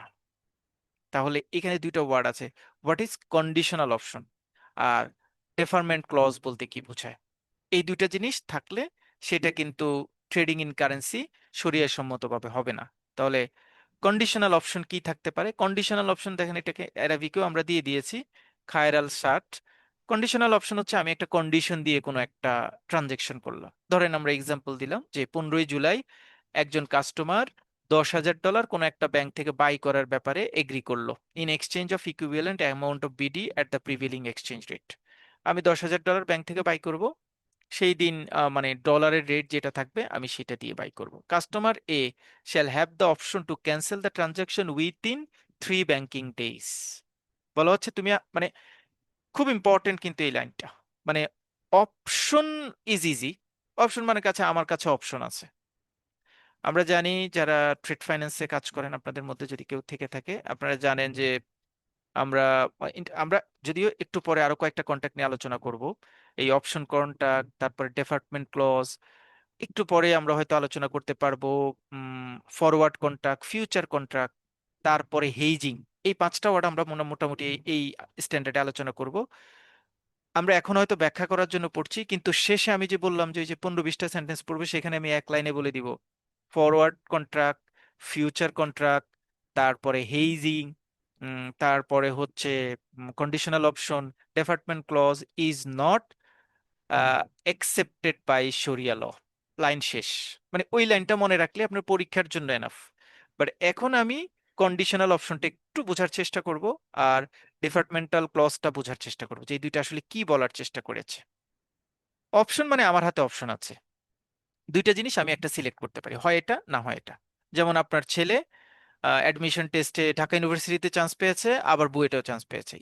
ইউ হ্যাভ 2 অপশন, হয় বুয়েট না ঢাকা ইউনিভার্সিটি। আপনি যদি বুয়েটে ভর্তি করেন তাহলে ঢাকা ইউনিভার্সিটি আপনার হাত থেকে ক্যান্সেল করতে হবে, এটা নেওয়ার সুযোগ নেই, কারণ আমাদের দেশের ল অনুযায়ী আপনি আপনার ছেলে বা মেয়েকে একটা জায়গায় শুধুমাত্র এট এ টাইম পড়াতে পারবে। কন্ডিশনাল অপশন হচ্ছে যে আমি আপনার সাথে একটা এগ্রিমেন্ট করলাম যে আমি ব্যাংকে গিয়ে বললাম যে আমি $10,000 আপনার ব্যাংক থেকে এখন কিনবো, এটার এগেনস্টে আমি টাকাটা আজকে রেটে দিয়ে দিব। আজকে রেট হচ্ছে $10,000 জন্য 120 টাকা করে। সো আমি 12 লাখ টাকা আপনাকে এখনই দিয়ে দিচ্ছি। ইট ইজ কারেন্সি ট্রেডিং, কোনো সমস্যা নেই। সমস্যা হচ্ছে আমার কাছে ওরা আবার একটা অপশন দিয়ে দিচ্ছে যে স্যার আপনি আজকে নিচ্ছেন, যদি আপনার হাতে 3 দিন সময় থাকবে, যে 3 দিনের মধ্যে যদি আপনার কারণে কোনো কারণে ডলার না লাগে, কোনো কিছু হয়, আপনি এই ডলারটা আবার এই রেটে এই রেটে আপনি আমাদেরকে আবার ব্যাক করতে পারবেন। সো আমার কাছে দুইটা অপশন, আমি হয় এটাকে ইউটিলাইজ করব, 3 দিনের মধ্যে এটাকে সেল করব। তাহলে রেটটা 3 দিন পরে, ধরেন 3 দিন পরে আমি আবার ব্যাংকে আসলাম, এসে বললাম যে আমার তো $5,000 লাগে নাই, সো আপনাদের কন্ডিশন ছিল আমি এটা ফেরত দিতে পারবো, এখন ফেরত দিতে আসছি। ইন দ্য মিন টাইম 3 দিন পরে রেটটা চেঞ্জ হয়েছে, বাট আমার সাথে কন্ডিশন তো আগের রেটে ছিল, সো আগের রেটে আমার এটা আপনাকে রিসিভ করতে হবে। এইটা হচ্ছে কন্ডিশনাল অপশন। এই টাইপের অপশন হলে সেটা শরিয়া অ্যালাউ করবে না, কারণ 3 দিন পরে যখন আপনি ফান্ড দিতে যাবেন, 3 দিন পরেরও যদি রেট চেঞ্জ হয়ে যায়, তাহলে ওই আগের প্রেসক্রাইব রেটটা সেখানে অ্যাপ্লাই করা যাবে না। এটা হচ্ছে কন্ডিশনাল অপশন। ডিফারমেন্টাল ক্লজটা মানে কি? ডিফারমেন্টাল ক্লজ মানে হচ্ছে আমি এগ্রি করলাম যে ধরেন 15ই জুলাই আমি একটা কোম্পানি, আমি ইউরোপ পারচেস করলাম $50,000 কোন একটা ব্যাংক থেকে, এবং the parties agrees that company x will pay the equivalent amount in BDT today. এটা নিয়ে কোনো সমস্যা নেই, এটা ভালো যে bank will deliver the euro after 7 days। আমরা এরকম কিন্তু কন্ডিশনাল হয়, আমাদের ব্যাংকে প্রচুর পরিমাণ ট্রানজেকশন আমরা এটা করি, যে আজকের রেটে আমরা অনেক সময় নষ্টতে ফরেন ট্রেডের টার্মসে চলে যাচ্ছি, যে আমি ধরেন আকু কারেন্সি বা অন্য কোনো একটা কারেন্সি আমি আমার কাছে নাই, আমার নষ্টতে নাই, আমি তখন কাস্টমারের কাছ থেকে ফান্ডটা নিয়ে আমি তাকে বললাম যে 3 দিন পরে আপনার বেনিফিশিয়ারি ফান্ড পেয়ে যাবে, হোয়ার কাস্টমারের কাছ থেকে আমি আজকে নিলাম আজকে রেটে, 3 দিন পরে আমি বেনিফিশিয়ারিকে দিলাম। এইটা কিন্তু ডেফারমেন্টাল ক্লজ বেসড ট্রানজেকশন, এটা শরিয়া অ্যালাউ করে না। আপনি বললেন যে কাস্টমারকে বললেন, কোন একজন কাস্টমার আপনাকে বলল যে আমার ছেলে ইউকে তে থাকে, সো আমার 10,000 জিবিপি লাগবে আমার ছেলের টিউশন ফির জন্য। তো আপনি বললেন যে ঠিক আছে, আপনি আমাকে আজকে টাকা দিয়ে যান, আমি ইউরোটা কিনে রাখবো। ঠিক আছে, আপনি টাকা দিলেন, ভালো কথা। ইউরোটা আমি আজকের রেট হচ্ছে এটা, আজকের এই রেটে আপনার সাথে আমি আপনার জন্য আমি কিনে রাখবো, এবং আপনাকে 3 দিন পরে আমি এই ইউরোটা দিব। এটা কিন্তু ডিফারমেন্টাল ক্রস বেস ট্রানজেকশন, এইটা শরিয়া অ্যালাউ করে না। সো অপশন, কন্ডিশনাল অপশনটা শরিয়া অ্যালাউ করে না, ডিফারমেন্টাল ক্লজটা শরিয়া অ্যালাউ করে না। মাঝে মাঝে এখানে প্রশ্নটা একটু পেঁচায় দেয়, সেটা হচ্ছে অপশন কি শরিয়া অ্যালাউ করে, অপশন কন্ট্রাক্টটাকে কি শরিয়া অ্যালাউ করে। অপশন কন্ট্রাক্ট যদি শুধুমাত্র বলে যে অপশন কন্ট্রাক্টটা অ্যালাউ করে কিনা, সেটাকেও আপনারা নেগেটিভলি লিখবেন। কন্ডিশনাল অপশন না লিখে যদি শুধু অপশন বলে, এটাকেও আপনারা কন্ডিশনালি লিখবেন, মানে শরিয়া অ্যালাউ করে না এটা লিখবেন। কারণ হচ্ছে অপশনটা হচ্ছে ফিউচার কন্ট্রাক্ট, এবং দুইটা জায়গা থেকে আমি একটা সিলেক্ট করার স্কোপটা যখন আমার হাতে আসে, তখন একটা কমিটমেন্ট আমাকে অটোমেটেড ব্রিচ করতে হয়। সো ফিউচারের কমিটমেন্ট ব্রিচ করলে যেই পক্ষের সাথে ব্রিচ করি সেই পক্ষ ক্ষতিগ্রস্ত হওয়ার সম্ভাবনা থাকে। এই জন্য অপশন যাই হোক না কেন সেটা শরিয়া অ্যালাউ করে না। ধরেন আমি বললাম যে আমার একটা দোকান আমি ভাড়া দিলাম দুইজনকে, দুইজনের সাথে কথা হয়েছে। একজন আমাকে বলল যে ভাইয়া আমি 30 তারিখের মধ্যে আপনাকে অ্যাডভান্স দিব, আরেকজন আমার কাছে আজকে নিয়ে আসছে, আজকে অ্যাডভান্স দিব আমাকে, অ্যাডভান্স দিবে আমাকে। তো যিনি 30 তারিখের কথা বললেন তার সাথে আমার কমিটমেন্ট, কথাবার্তা সবকিছু মিলে একটু আমার ভালো লেগেছে, ফেভারিট মনে হয়েছে, যে ওনার সাথে কথা বললে আমার কোনো প্রবলেম হবে না, বা ওনাকে আমার সেফেস্ট মনে হয়েছে। তা আমি, যিনি আজকে টাকা নিয়ে আসছেন, তাকে বললাম যে ভাই ওনার সাথে আমার কন্ট্যাক্ট হয়েছে, আপনি, আমি তো ওনার কাছ থেকেই নিব, কিন্তু আমি কিন্তু টাকাটা এখনো নেইনি। 30 দিনের মধ্যে উনি তো, ওনার তো অপশন আছে আমার দোকানে, আমাকে যেহেতু কোনো টাকা দেয় নাই, সো কোনো আন্ডারটেকিং উনি ইনভলভ না। 30 তারিখে এসে উনি আমাকে বললো যে সরি, আমি তো ট্রান্সফার হয়ে গেছি অন্য কারণে, আমি টাকাটা দিতে পারছি না, আপনার আহ শপটা আমি রেন্ট নিচ্ছি না। এখন আগের যিনি কন্ট্যাক্ট করেছে টাকা নিয়ে আসছে, তাকে এবার আমি ফোন দিলাম যে স্যার আপনি দোকানটা নেবেন কিনা, উনি বললো যে আমি অন্য জায়গায় দোকানটা নিয়ে নিচ্ছি। দুইটা অপশনের মাঝখানে পড়ে আমি কিন্তু প্রথম জনের কমিটমেন্ট ব্রিচের কারণে দ্বিতীয় জনের স্কোপটা নিতে পারি নাই, এবং আমি ব্যবসায়িকভাবে ক্ষতিগ্রস্ত হয়েছি। এজন্য অপশন ফিউচারের অ্যাক্টিভিটিস নিয়ে কাজ করে। সো অপশন, মানে ট্রেডিং এর ক্ষেত্রে অপশনটা কখনো একসেপ্টেবল, এজন্যই কনসিডার করা হয় না। 214, ওই দুইয়েরই point, the dealing in currency shall not aim at establishing a monopoly position. এই যে আমি কারেন্সি এক্সচেঞ্জ করব, এই কারেন্সি এক্সচেঞ্জের ক্ষেত্রে কখনো মনোপলি পজিশনটা, কেউ যদি হোল্ড করার টেন্ডেন্সি নিয়ে কারেন্সি এক্সচেঞ্জ করে, তাহলে এটা শরিয়া অ্যালাউ করবে না। মনোপলি মানে, মনোপলি বাংলা অর্থ হচ্ছে একচেটিয়া ব্যবসা। আমরা যদি মনোপলিটার একটা এক্সাম্পল দেখি, আমাদের দেশে আমরা যে ইলেকট্রিসিটি নেই, এটা হচ্ছে মনোপলি বিজনেস কার, গভর্নমেন্টের। আমাদের দেখে সে ইলেকট্রিসিটি গভর্নমেন্ট ছাড়া আর কেউ কিন্তু মানে প্রোভাইড করতে পারে না। সো গভর্নমেন্ট হচ্ছে এখানে মনোপলি সেলার। গভর্নমেন্ট কি করতে পারে, যে কোনো সময় প্রয়োজন হলে ইলেকট্রিসিটির দাম বাড়াতে পারে, ইউনিট প্রতি 5 টাকার জায়গায় 60 টাকা নিতে পারে। হ্যাঁ, আমি আপনি 3 দিন বিক্ষোভ করব, তারপরে আলটিমেটলি আর কিছু করার থাকে না, আমাকে সেটা মেনেই নিতে হয়। সো গভর্নমেন্ট হচ্ছে এখানে মনোপলি পজিশন হোল্ড করে। কোন একটা কারেন্সি ট্রেডিং এর ক্ষেত্রে কেউ যদি এই মনোপলি পজিশনটা হোল্ড করার টেন্ডেন্সি রাখে, তাহলে সেটা শরিয়া সম্মত ট্রেডিং হবে না। এক্সাম্পল, আমাদের প্র্যাকটিক্যাল এক্সাম্পল দিয়ে, এটা সবচেয়ে সুন্দর এবং পারফেক্ট এক্সাম্পল আমাদের ব্যাংকিং ইন্ডাস্ট্রিতে ট্রেজারির সাথে যায়। ট্রেজারিতে আমরা এই টাইপের অ্যাক্টিভিটিস দেখতে পাই।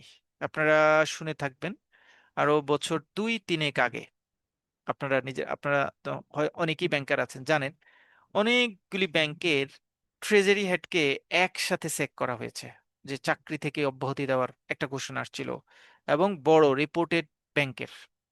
মানে what is the reason, what was the reason behind this? রিজনটা ছিল তারা কারেন্সি নিয়ে কনস্পিরেসি করেছে। সেটা কিভাবে? ধরেন কোন একটা ব্যাংক, তখন কারেন্সির খুব হাহাকার ছিল, ফরেন কারেন্সি, কোন একটা ব্যাংকের হাতে প্রচুর পরিমাণ কারেন্সি ছিল, তিনি তখন অন্যজনকে বলেছেন আমার কাছে কারেন্সি আছে, আমি তোমার কাছে বিক্রি করব, মার্কেট রেট এখন 100 টাকা 20, 120 টাকা $1, বাট তুমি আমাকে 124 টাকা দিতে পারো। যদি 124 টাকা দিতে পারো তাহলে তুমি নিবা, আদারওয়াইজ আমি তোমার কাছে সেল করবো না। মানে তিনি একচেটিয়া বিজনেস হোল্ড করার চেষ্টা করেছেন ওই ব্যাংক, এবং এইটা স্বাভাবিক বিজনেসটাকে ডিসরাপ্টেড করেছে। দ্যাটস ওয়াই ওই যাদের বিরুদ্ধে অ্যালিগেশনসটা প্রুভ হয়েছে তাদেরকে চাকরি থেকে অব্যাহতির ব্যবস্থা করা হয়েছিল। এই জন্য মনোপলি পজিশন হোল্ড করার টেন্ডেন্সি নিয়ে যদি কোনো কারেন্সি এক্সচেঞ্জ হয়, এটা শরিয়া সম্মত হবে না। এবং এমনও হতে পারে যে এই এই কন্ডিশনটা, যে মনোপলি পজিশন হোল্ড করলাম, অথবা এমন হলো যে আমি ট্রেডিং অফ কারেন্সিটা করেছি যেটা সোসাইটির কোনো ইন্টারেস্ট ক্রিয়েট করলো না, অথবা আমি মানে খারাপ চিন্তা ভাবনা টেন্ডেন্সিটাকে মাথায় রেখে আমি এই কারেন্সি ট্রেডিংটা করেছি, এই টাইপের অ্যাক্টিভিটিসও যদি আমার মাথায় থাকে, তাহলে ওই কারেন্সি ট্রেডিংটাকে আমি প্রপার বলবো না, মানে এটা শরীয়ত সম্মত না। ইভিল কনসিকুয়েন্সেস কথাটার মানে হচ্ছে আমি ট্রেডিং করছি এখন, বাট আমার টেন্ডেন্সিটা ইভিল, মানে টেন্ডেন্সিটা রং, টেন্ডেন্সিটা খারাপ। আপনি ধরেন এখন কারেন্সি এক্সচেঞ্জ করছেন কোনো একটা ব্যাংক থেকে, টাকার বিনিময়ে ডলার কিনে নিচ্ছেন। আপনি চিন্তা করছেন যে ধরেন আমাদের এই মানে কন্টেম্পোরারি ইস্যুতে আপনারা তো ইতালি হরমুজ প্রণালী সবাই প্রায় জানেন। হরমুজ প্রণালী যুদ্ধ যখন শুরু হওয়া একটা মুহূর্ত, তখন ব্যাংকগুলি চিন্তা করছে যে হরমুজ প্রণালী নিয়ে যদি কোনো অ্যাটাক হয়, কোনো প্রবলেম হয়, মানে যদিও শুরুর দিকে আমরা কেউ এক্সপেক্ট করি নাই যে ইরান এভাবে স্ট্রংলি কনফ্রন্ট করতে পারবে দুইটা গ্রুপকে। শুরুর দিকে কিন্তু আমরা কেউ এরকম করে চিন্তা করিনি ইনফ্যাক্ট। তো তখন আমরা গেস করছিলাম যে হয়তো ডলারের দাম বেড়ে যাবে বা এটা। তো ধরেন কোনো একটা ব্যাংক বা কয়েকটা ব্যাংক চিন্তা করছিল যে ডলার দাম তো সামনে বেড়ে যাবে, আমরা এটা টাকা দিয়ে কিনে ডলারটা হোল্ড করে রাখবো, দাম যখন বেড়ে যাবে, যখন কাস্টমার বিপদে থাকবে, তখন আমরা কোথাও যখন পাবে না তখন আমরা বেশি দামে এটা বিক্রি করব। এটা কিন্তু ইভিল কনসিকুয়েন্সেস, আমার নেগেটিভ একটা কনসিকুয়েন্সেসটাকে ক্রিয়েট করার জন্য আমি এই ট্রানজেকশনটা করছি। সো এই ট্রানজেকশনটা কিন্তু রং, এবং ইসলামী শরিয়া পারমিসিবল না। শরিয়া ইসলামিক বিউটিটা হচ্ছে এটা, যদি আমরা প্রপার ওয়েতে ইসলামিক মানে রুলসটাকে অ্যাপ্লাই করতে পারি, এটার মতো রিগোরাস কম্প্রিহেন্সিভ ওয়ার্ল্ডে আর কোনো রুলস নাই।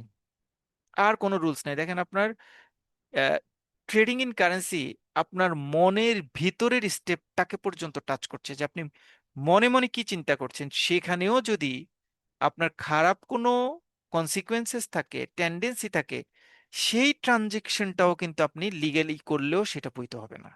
মানে what is the beauty of ইসলাম।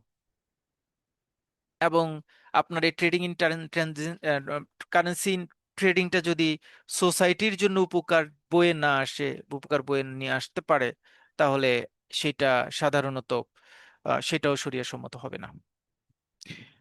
215 আমরা কন্টিনিউ করছি, টুতেই কিন্তু কন্টিনিউ করছি যে কোন কোন নিয়মগুলিকে আমাকে ফলো করতে হবে। 215, currency transaction shall not be carried out on the forward or future market. আরো দুইটা কন্ট্রাক্টের কথা বলছে। তাহলে এখানে মোটামুটি আমাদের চারটা স্টেপসকে আমরা মাথায় রাখছি। মানে দেখেন, অপশনটাকে কনসিডার করছে না, তারপরে ডেফারমেন্ট ক্লজ বেসড ট্রানজেকশনকে কনসিডার করছে না, কেউ যদি মনোপলি বিজনেস আর্ন করতে চায় সেটাকে কনসিডার করতেছে না, কেউ যদি ইভিল কনসিকুয়েন্সেস মাথায় রেখে ট্রেডিং করতে চায় সেটাকে কনসিডার কনসিডার করছে না, সোসাইটির হার্ম করাকে মাথায় রেখে যদি কেউ কারেন্সি ট্রেডিং করে সেটাকেও কনসিডারে নিচ্ছে না। এখন পর্যন্ত পাঁচটা নেগেটিভ কনসিকুয়েন্সেস পাচ্ছি। এইটার সাথে আরো যোগ হচ্ছে দুইটা, একটা হচ্ছে ফরওয়ার্ড আর একটা হচ্ছে future market related transaction. What is forward and future market related transaction? এটা অনেক বড় ক্লাস। মানে আমি যদি মানে ফর্মাল কনভেনশনাল ব্যাংকিং রিলেটেড অ্যাক্টিভিটিতে যদি ফরওয়ার্ড এবং ফিউচার মার্কেট নিয়ে আলোচনা করতে চাই, it will take minimum 1 hour. মানে 1 আওয়ার বলার মতো টপিকস এটা। What is forward contract or forward market or what is future market, এই দুইটার মধ্যে যদি আমি মানে ডিসকাস করতে চাই। বাট আমরা অত লম্বা সময় নিয়ে ডিসকাস করব না, আমি জাস্ট দুইটা জিস্ট এক্সাম্পল বা কনসিকুয়েন্সেস দিয়ে আপনাদেরকে বলার চেষ্টা করব what is forward contract and what is future contract. Forward market হচ্ছে এমন একটা মার্কেট যেখানে দুইটা পার্টি আজকের ডেটে কোনো একটা কারেন্সির বিনিময়ে অন্য একটা কারেন্সি আজকের রেটে বাই সেল করার এগ্রিমেন্ট করে। তাহলে রেটটা হবে আজকের, কন্ট্রাক্টটা সাইন হবে আজকে, কিন্তু ফিজিক্যাল কারেন্সিটা ডেলিভারি হবে ইন ফিউচার ডেট। যেমন আমরা এক্সাম্পল দিচ্ছি যে company ABC in Bangladesh needs 1 lakh USD after 3 months.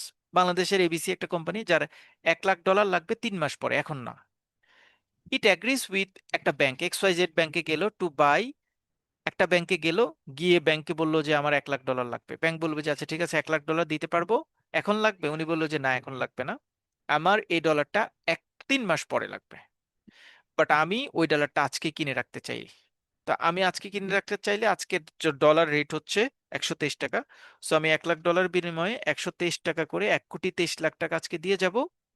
আপনি আমাকে 3 মাস পরে এই ডলারটা আমাকে প্রোভাইড করবেন। এবং 3 মাস পরে ডেটটা বলে দিচ্ছে 15ই অক্টোবর 2026। ট্রানজেকশন হচ্ছে 15ই জুলাই, আর ম্যাচুরিটি 15ই অক্টোবর 2026। তাহলে ট্রানজেকশনটা হচ্ছে কি, দুইটা পার্টি, একটা পার্টি ব্যাংক, আর একটা পার্টি হচ্ছে কাস্টমার। কাস্টমারের $1 লাখ লাগবে। ট্রানজেকশনের সেটেলমেন্টটা আজকে হয়ে যাবে। একটা কারেন্সি আজকে হ্যান্ডওভার হবে, আরেকটা কারেন্সি 3 মাস পরে অক্টোবরের 15 তারিখে হ্যান্ডওভার হবে। রেটটা আজকে ফিক্সড হবে। এই টাইপের কন্ট্রাক্টকে বলা হয় forward contract, strictly prohibited by Islamic শরিয়া। অনেকগুলি কারণ আছে, যতটুকু আমরা এতক্ষণ পড়ে আসছি তার মধ্যের কারণ দিয়ে যদি যুক্তি খণ্ডন করি তাহলেও এটা নাল অ্যান্ড ভয়েড হয়। যুক্তি খণ্ডন করতে পারে, আমরা প্রথম দিকে পড়ে আসছি যে দুইটা কারেন্সিরই ফিজিক্যাল বা কনস্ট্রাকটিভ পজিশনে থাকতে হবে। প্রথমটা 1 লাখ ফিজিক্যাল থাকলো, আর 1 লাখ 1,30,23,00,000 যেটা যেটা কাস্টমার ব্যাংকে দিচ্ছে সেটা ফিজিক্যাল থাকলো, বুঝলাম। আর $1 লাখ এটা কনস্ট্রাকটিভ, ইন ফিউচারে 3 মাস পরে আমি পাবো। 2 নম্বর হচ্ছে, যেদিন ট্রানজেকশনটা হবে সেই দিনই কিন্তু ওই রেটে ট্রানজেকশনটা করতে হবে। রেটের ট্রানজেকশনটা হচ্ছে 15ই জুলাই, হোয়ারাস কারেন্সিটা এক্সচেঞ্জ হচ্ছে 15ই অক্টোবর। সো এটা লিগ্যাল হতো যদি 15ই অক্টোবরের রেটে আমরা ট্রানজেকশনটা করতে পারতাম। যেহেতু ফরওয়ার্ড কন্ট্রাক্ট মানেই হচ্ছে কারেন্ট ডেটে ট্রানজেকশন হয়ে যাবে, সেজন্য এই ট্রানজেকশনটাকে আমরা লিগ্যাল বলতে পারবো না। This is called forward market বা forward transaction, forward currency exchange. আরেকটা হচ্ছে future. Future is closely related with forward, এটা ফরওয়ার্ডের মতোই। শুধুমাত্র ফরওয়ার্ড এবং ফিউচারের মধ্যে একটা পার্থক্য হচ্ছে, ফরওয়ার্ড মার্কেটের ডিলিংটা হয় 1 to 1, আর ফিউচার মার্কেটের একই কন্ডিশন, কিন্তু একই কন্ডিশন, যে একজন একটা আজকে দিবে, 3 মাস পরে আরেকজন আরেকটা কন্ট্রাক্ট এগ্রিমেন্ট কভার করবে। সেম একই ওয়েতে ফিউচারে যায়, কিন্তু ফিউচারের ক্ষেত্রে এই দুইটা এন্টিটির মাঝখানে অন্য একটা অন্টারপ্রেনার বা অন্য একটা অথরিটি কাজ করে। মানে এই দুইজনকে ডিল করানোর জন্য অন্য একটা ইনস্টিটিউশন বা অন্য একটা অফিস কাজ করে।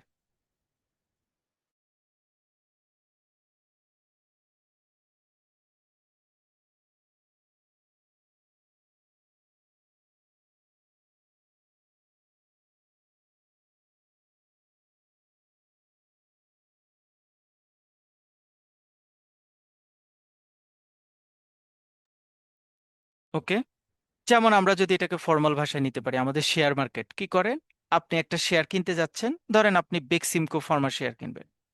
তাহলে আপনি সরাসরি তো বেক্সিমকো ফার্মা থেকে কিনতে পারছেন না। আপনি কি করেন? শেয়ার মার্কেটে একটা অ্যাকাউন্ট করেন, আপনি বেক্সিমকো শেয়ার কেনার জন্য অফার দেন, তারপরে কোনো একটা শেয়ার মার্কেটের কোনো একটা ব্রোকার হাউস আপনার কাছে সেটা সেল করে, আপনি টাকা দেন, সেই টাকাটা বেক্সিমকোর কাছে যায়। মানে মাঝখানে ওই ব্রোকারেজ হাউসটা কাজ করে। কন্ডিশন যদি থাকে একই কন্ডিশন, আজকে রেটে ট্রানজেকশন হবে, একটা রেট আজকে সেটেল হবে, আরেকটা রেট ইন ফিউচারে সেটেল হবে, পুরো ট্রানজেকশনটা যদি কোনো একটা ইনস্টিটিউশন হোল্ড করে, তখন সেই ধরনের কন্ট্রাক্টকে আমরা বলবো ফিউচার মার্কেট। এবং এই কন্ট্রাক্টটার কথাটা, এই আমি যেই কথাটা বললাম যে মাঝখানে একটা ইনস্টিটিউশন কাজ করতে হবে, কাজ করবে, এই কথাটা এই জায়গাটাতে দেখায়। Unlike forwards, future contracts are standardized and traded through an exchange. কোনো একটা এক্সচেঞ্জ অথরিটির মাধ্যমে ওরা কাজ করে। এখানে আমরা ফিউচার মার্কেটেরও একটা এক্সাম্পল দিয়েছি। স্ট্রিক্টলি আউফি ফিউচার মার্কেটটাকে অ্যালাউ করে না। 2.1 মোটামুটি পয়েন্ট হচ্ছে এতটুকু। আমরা যতটুকু জিনিস আলোচনা করেছি মোটামুটি পয়েন্ট এতটুকু। 2.1 নিয়ে আমি যে লাইনটা জানবো, মনে রাখবো, সেটা হচ্ছে শরিয়া আসলে ফরওয়ার্ড, শরিয়া আসলে ফরওয়ার্ড, ফিউচার, তারপরে হচ্ছে অপশন, ডেফার্ড ক্লজ বেসড, অথবা মনোপলি মার্কেটিং, অথবা ইল কনসিকুয়েন্সেস বেসড মার্কেটিং, অথবা সোসাইটির জন্য হার্মফুল কোনো কারেন্সি ট্রেডিংকে শরিয়া অ্যালাউ করে না। মানে জাস্ট লাস্ট 20 মিনিটসের ডিসকাশনের সামারি হচ্ছে এটা। এবং আপনাদের পরীক্ষার জন্য শুধু এই লাইনটাই মনে রাখতে হবে, ডিটেইলটা আর মনে না রাখলেও খুব বেশি অসুবিধা হবে না। We are moving point number 2/2, it is prohibited to enter into forward currency contract. Already আলোচনা করেছি, এটার জন্য আমরা এটা নিয়ে আর কোনো কথাই বলবো না। ফরওয়ার্ড কারেন্সি কন্ট্রাক্ট নিয়ে এটা শরিয়াতে একদমই প্রহিবিটেড। ফরওয়ার্ড কারেন্সি কন্ট্রাক্ট আমরা অলরেডি আলোচনা করেছি। 2/3, it is prohibited to deal in the forward currency market। Totally মাথায় নেওয়ারই দরকার নেই। আর একটা খুব ইম্পর্টেন্ট পয়েন্ট আপনাদেরকে বলে রাখি, হ্যাঁ, এটা খুব খুব কাজে দিবে পরীক্ষার হলে। এটা টেকনিক্যাল, বাট এটা মাথায় রাখতে পারলে পরীক্ষায় মিনিমাম আপনার 5 মার্কস বাড়াতে পারবেন। 5 মার্কস বাড়াতে পারবেন। খেয়াল রাখবেন, এই কোয়েশ্চেনগুলিতে যেই জায়গাটা নেগেটিভ, আমরা অনেক সময়, আপনারা জানেন যে সিপিএসএস কোয়েশ্চেনে কেস স্টাডি টাইপের কোয়েশ্চেন থাকে, মানে আপনার জাজমেন্টাল কোয়েশ্চেন থাকে। সো জাজমেন্টাল কোয়েশ্চেন যেগুলি থাকবে, আমাদের তো ডেফিনেটলি সবকিছু কিন্তু এখানে পজিটিভ নিয়ে আলোচনা করা হয় না। নেগেটিভ আছে যে it is prohibited two delay forward currency market. এখন আপনার মাথায় আসতে পারে যে শরিয়া স্ট্যান্ডার্ডে বলছে ফরওয়ার্ড কারেন্সি মার্কেটটা ডিল করা যাবে না। সো এই নেগেটিভ কনসিকুয়েন্সেস যুক্ত মার্কেটটাকে ডিটেইল ব্যাখ্যা করে তারা এনসার নেওয়ার চেষ্টা করবে যে এইটা আসলে আপনি এই মতের পক্ষে যুক্তি দেখান বা দেখান না। শরিয়া কিন্তু এই জায়গাটাতে বা আপনাদের কোয়েশ্চেন প্যাটার্নটা এই জায়গাটাতে স্লাইডলি ডিফারেন্ট হয়। মানে যেটি আর শরিয়া প্রহিবিটেড সেটাকে নিয়ে কিন্তু ডিটেল যায় না। কারণ আপনাকে খেয়াল রাখবেন, কিন্তু এই লাইনটা খুব ইম্পর্ট্যান্ট আপনাদের পরীক্ষায়, যেইটা শরিয়া প্রহিবিটেড, শরিয়া অ্যাকসেপ্ট করে না, সেই লাইনটা নিয়ে কোয়েশ্চেনে কিন্তু খুব বেশি পেঁচাবে না। এটা শুধু ট্রু অর ফলসের একটা লাইনে দিয়ে দিবে, অথবা নিচের কোনগুলি মিথ্যা এই টাইপের লাইনে আপনাদেরকে ওইটা দিয়ে দিবে। কারণ আপনি একটা পরীক্ষা দিয়ে তারা আসলে আপনার কাছ থেকে জানতে চাচ্ছে শরিয়া আপনি কতটুকু বুঝেন। মানে it focusing on your positive thinking about শরিয়া, নেগেটিভ থিঙ্কিং না, কিন্তু পজিটিভ থিঙ্কিং অ্যাবাউট শরিয়া। মানে শরিয়া বলছে ফরওয়ার্ড কারেন্সি ডিলিংটা প্রহিবিটেড। সো ফরওয়ার্ড কারেন্সি ডিলিংটা কি, সেইটা দিয়ে তারা ডিটেইল একটা প্রশ্ন দিয়ে আপনাকে কোয়েশ্চেন দিবে, এটা কিন্তু তারা করবে না। তারা করবে যেহেতু ফরওয়ার্ড কারেন্সিটা প্রহিবিটেড, সো এটা টু অর ফলসে যাবে। আমরা দেখবো এর পরের এই স্ট্যান্ডার্ডই দেখবো বা অন্য স্ট্যান্ডার্ডে দেখবো শরিয়া অ্যালাউ করে, শরিয়ার নিয়ম হচ্ছে এটা। আপনারা দেখবেন অনেক আর্টিকেলে পাবেন শরিয়ার নিয়ম হচ্ছে এটা।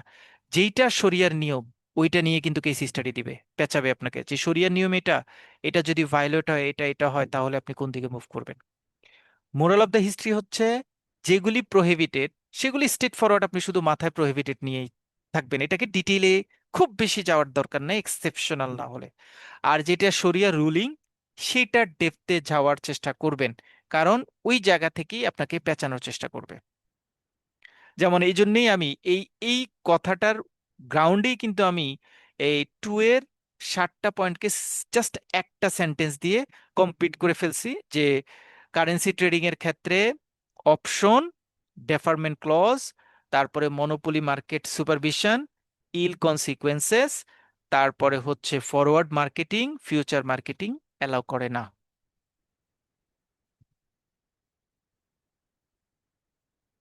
এখানে একটা কথা আছে 2-3-এ। আমরা 2-3-এ যদি আমরা যাই, 2-3-এ একটা এডিশনাল লাইন অ্যাড করেছে 2-3-এ। It is not permitted to deal in the forward currency market, even if the purpose is hazing to avoid a loss of profit of a particular transaction effected in a currency whose value is affected to decline. Forward ডিলিংটা completely prohibited, যদিও ওই forward dealing এর মাঝখানে কোনো একটা hedging কাজ করে। What is hedging? এখন আমরা পড়বো হেইজিং মানে কি, মানে হেইজিং বলা আসলে কি বোঝা হয়। হেজিং হচ্ছে আসলে ফাইন্যান্সের টার্মস। হ্যাঁ, ফাইন্যান্সের টার্মস, এটা আসলে বলার চেষ্টা করা হয়। আমি সাসপেক্ট করছি, আমি অ্যান্টিসিপেটেড করছি ইন ফিউচারে কোনো একটা কারেন্সির অ্যামাউন্ট বা রেটটা চেঞ্জ হবে, এবং আমি ইন ফিউচারে ওই কারেন্সিটা আমার দরকার, ওই অ্যামাউন্টটা দরকার। এখন আমি যদি ইন ফিউচারে ওই কারেন্সিটা আমার হাতে রাখতে চাই, তাহলে ওটা রেট বেড়ে গেলে আমি একটা লসের সম্মুখীন হবে। বাট আমি এখন প্রেডিক্ট করতে পারছি, এখনই প্রেডিক্ট করতে পারছি ইন ফিউচারে এটার রিস্কটা বেড়ে যাবে, তো আমি এখন এটা কিনে নিতে চাচ্ছি ফিউচারের রিস্কটাকে মিটিগেট করার জন্য। হেজিং হচ্ছে এই, অর্থাৎ কারেন্সি ফিউচার মার্কেটের সাথে বর্তমান মার্কেটের কারেন্সি এক্সচেঞ্জ করার এমন একটা মেকানিজম, যেই মেকানিজমটা দিয়ে আমি আসলে আমার রিস্কটাকে মিটিগেট করার চেষ্টা করছি। এটাকে বলা হয় কারেন্সি হেজিং। আমি যেমন বলছি যে কোম্পানির বাংলাদেশ মাস্ট পে টাকা 10,000 ইউরো, ইউএসডি 10,000 টু এ সাপ্লায়ার আফটার 3 মান্থস। একজন কোম্পানি, বাংলাদেশের একজন কোম্পানি একজন সাপ্লায়ারের সাথে কোনো একটা গুডস নিয়ে আসছে, সেখানে কমিটমেন্ট হচ্ছে 3 মাস পরে তাকে $10,000 দিবে। কোম্পানি চিন্তা করছে, ধরেন এই হরমুজ প্রণালীর কথাই বলি, হরমুজ প্রণালীর আগে কন্ট্যাক্ট করেছে, এখন ওই কোম্পানি, বাংলাদেশের ওই কোম্পানি চিন্তা করছে হরমুজ প্রণালীর ঝামেলার কারণে 3 মাস পরে তো ডলার দাম আরো অনেক বেড়ে যাবে। হ্যাঁ, অনেক বেড়ে যাবে। তো সে আজকের রেটে কোনো একটা ব্যাংকের সাথে কথা বললো, আমাকে $10,000 আমি বুক দিচ্ছি, তুমি 3 মাস পর আমাকে ডলারটা দিবে, বা আজকের রেটে আমি তোমাকে টাকাটা দিব। দেখেন, it's look like forward dealing, কিন্তু ফিউচার ডিলিং হচ্ছে। এবং আমি কেন, মানে এটার ইনার পার্ট হচ্ছে হেজিং। আপনাকে এবার জিজ্ঞেস করা হচ্ছে যে আপনি আজকে ডলারটা আমার কাছ থেকে কিনবেন, বাট ডলারটা নিতে চাচ্ছেন 3 মাস পরে, what is the reason behind this scenario?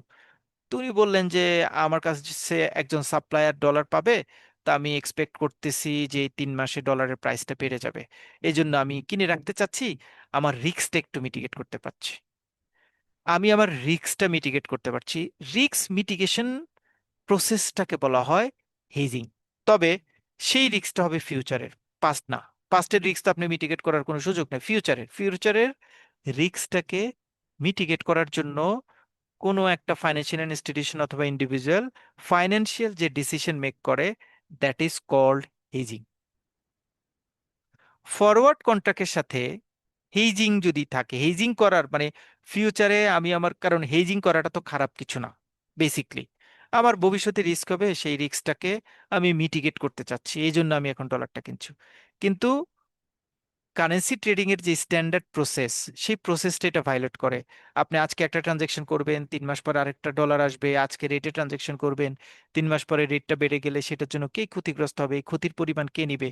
Rational থাকছে না বলে হেজিং থাকা সত্ত্বেও ফরওয়ার্ড ডিল যদি হয় তাহলে সেটা একসেপ্টেবল হবে না। আমরা একটু পরে দেখব কিছু হেজিং কে আমরা আবার কনসিডার করতে পারবো, আমরা ঠিক জাস্ট পরের পয়েন্টটাই দেখব। সো ফরওয়ার্ড ডিল যেটার বিহাইন্ডে হেজিং আছে, সেটা হেজিং থাকা সত্ত্বেও আমরা ফরওয়ার্ড ডিল রিলেটেড ট্রানজেকশনকে প্রহিবিটেড হিসেবে ধরে নিব। It is permissible for the institution to hedge against the future devaluation of the currency by recourse to the following. এবার আসছে, আমি তো একটু আগে যখন কথা বলছি তখন আপনাদেরকে কিন্তু একটা মানে মানে একটা একটা কনসেপ্ট সাথে নিচ্ছি, ভাইয়া হেজিং ইজ নট ব্যাড বলার চেষ্টা করেছি। আমি তো এটা অন্যায় করছি না যে আমি বুঝতে পারছি ডলারের দাম ভবিষ্যতে বেড়ে যাবে, তাহলে আমি এখন ডলার কিনে রাখতে চাচ্ছি, 3 মাস পরে ব্যাংক থেকে কিনে রাখবো, ব্যাংক 3 মাস পরে ডলার দিবে, এটা তো আমার দোষের কিছু না। বাট এটা যদি আমার, যেহেতু ওই যে কোর যে প্রিন্সিপাল, যে যেই দিন ট্রানজেকশন হচ্ছে সেই দিন দুইটা ডলার সেই দিনের রেটে এক্সচেঞ্জ হচ্ছে না বলে আমি ওই হেজিংটাকে সাপোর্ট করতে পারছি না। 2.4-এ এসে আমি দুইটা কন্ডিশনে হেজিংটাকে সাপোর্ট করব। দুইটা কন্ডিশনে হেজিং করা যাবে। সেই দুইটা কন্ডিশন কি? একটা কন্ডিশন হচ্ছে 2.1241-এ বলা আছে two execute back to back interest free loan using different currency without receiving or giving any extra benefit. যদি আমি কোনো এক্সট্রা বেনিফিটস না দেই, আমি আজকে $10,000 আপনার কাছ থেকে কিনে রাখছি, 3 মাস পরে কোনো ইন্টারেস্ট কোনো কিছু এটার সাথে ইনভলভ না, আমি $10,000 ওকে দিয়ে দিব, what ever the rate two exchange, বাড়ুক কমুক যাই হোক না কেন দিয়ে দিব। এটার এগেনস্টে কোনো ইন্টারেস্ট নাই, এটার এগেনস্টে অন্য কোনো কন্ডিশনস নাই। যদি এরকম হয় তাহলে সেই হেজিং অ্যাকসেপ্টেড। এই পয়েন্টটা খুব ইম্পর্ট্যান্ট।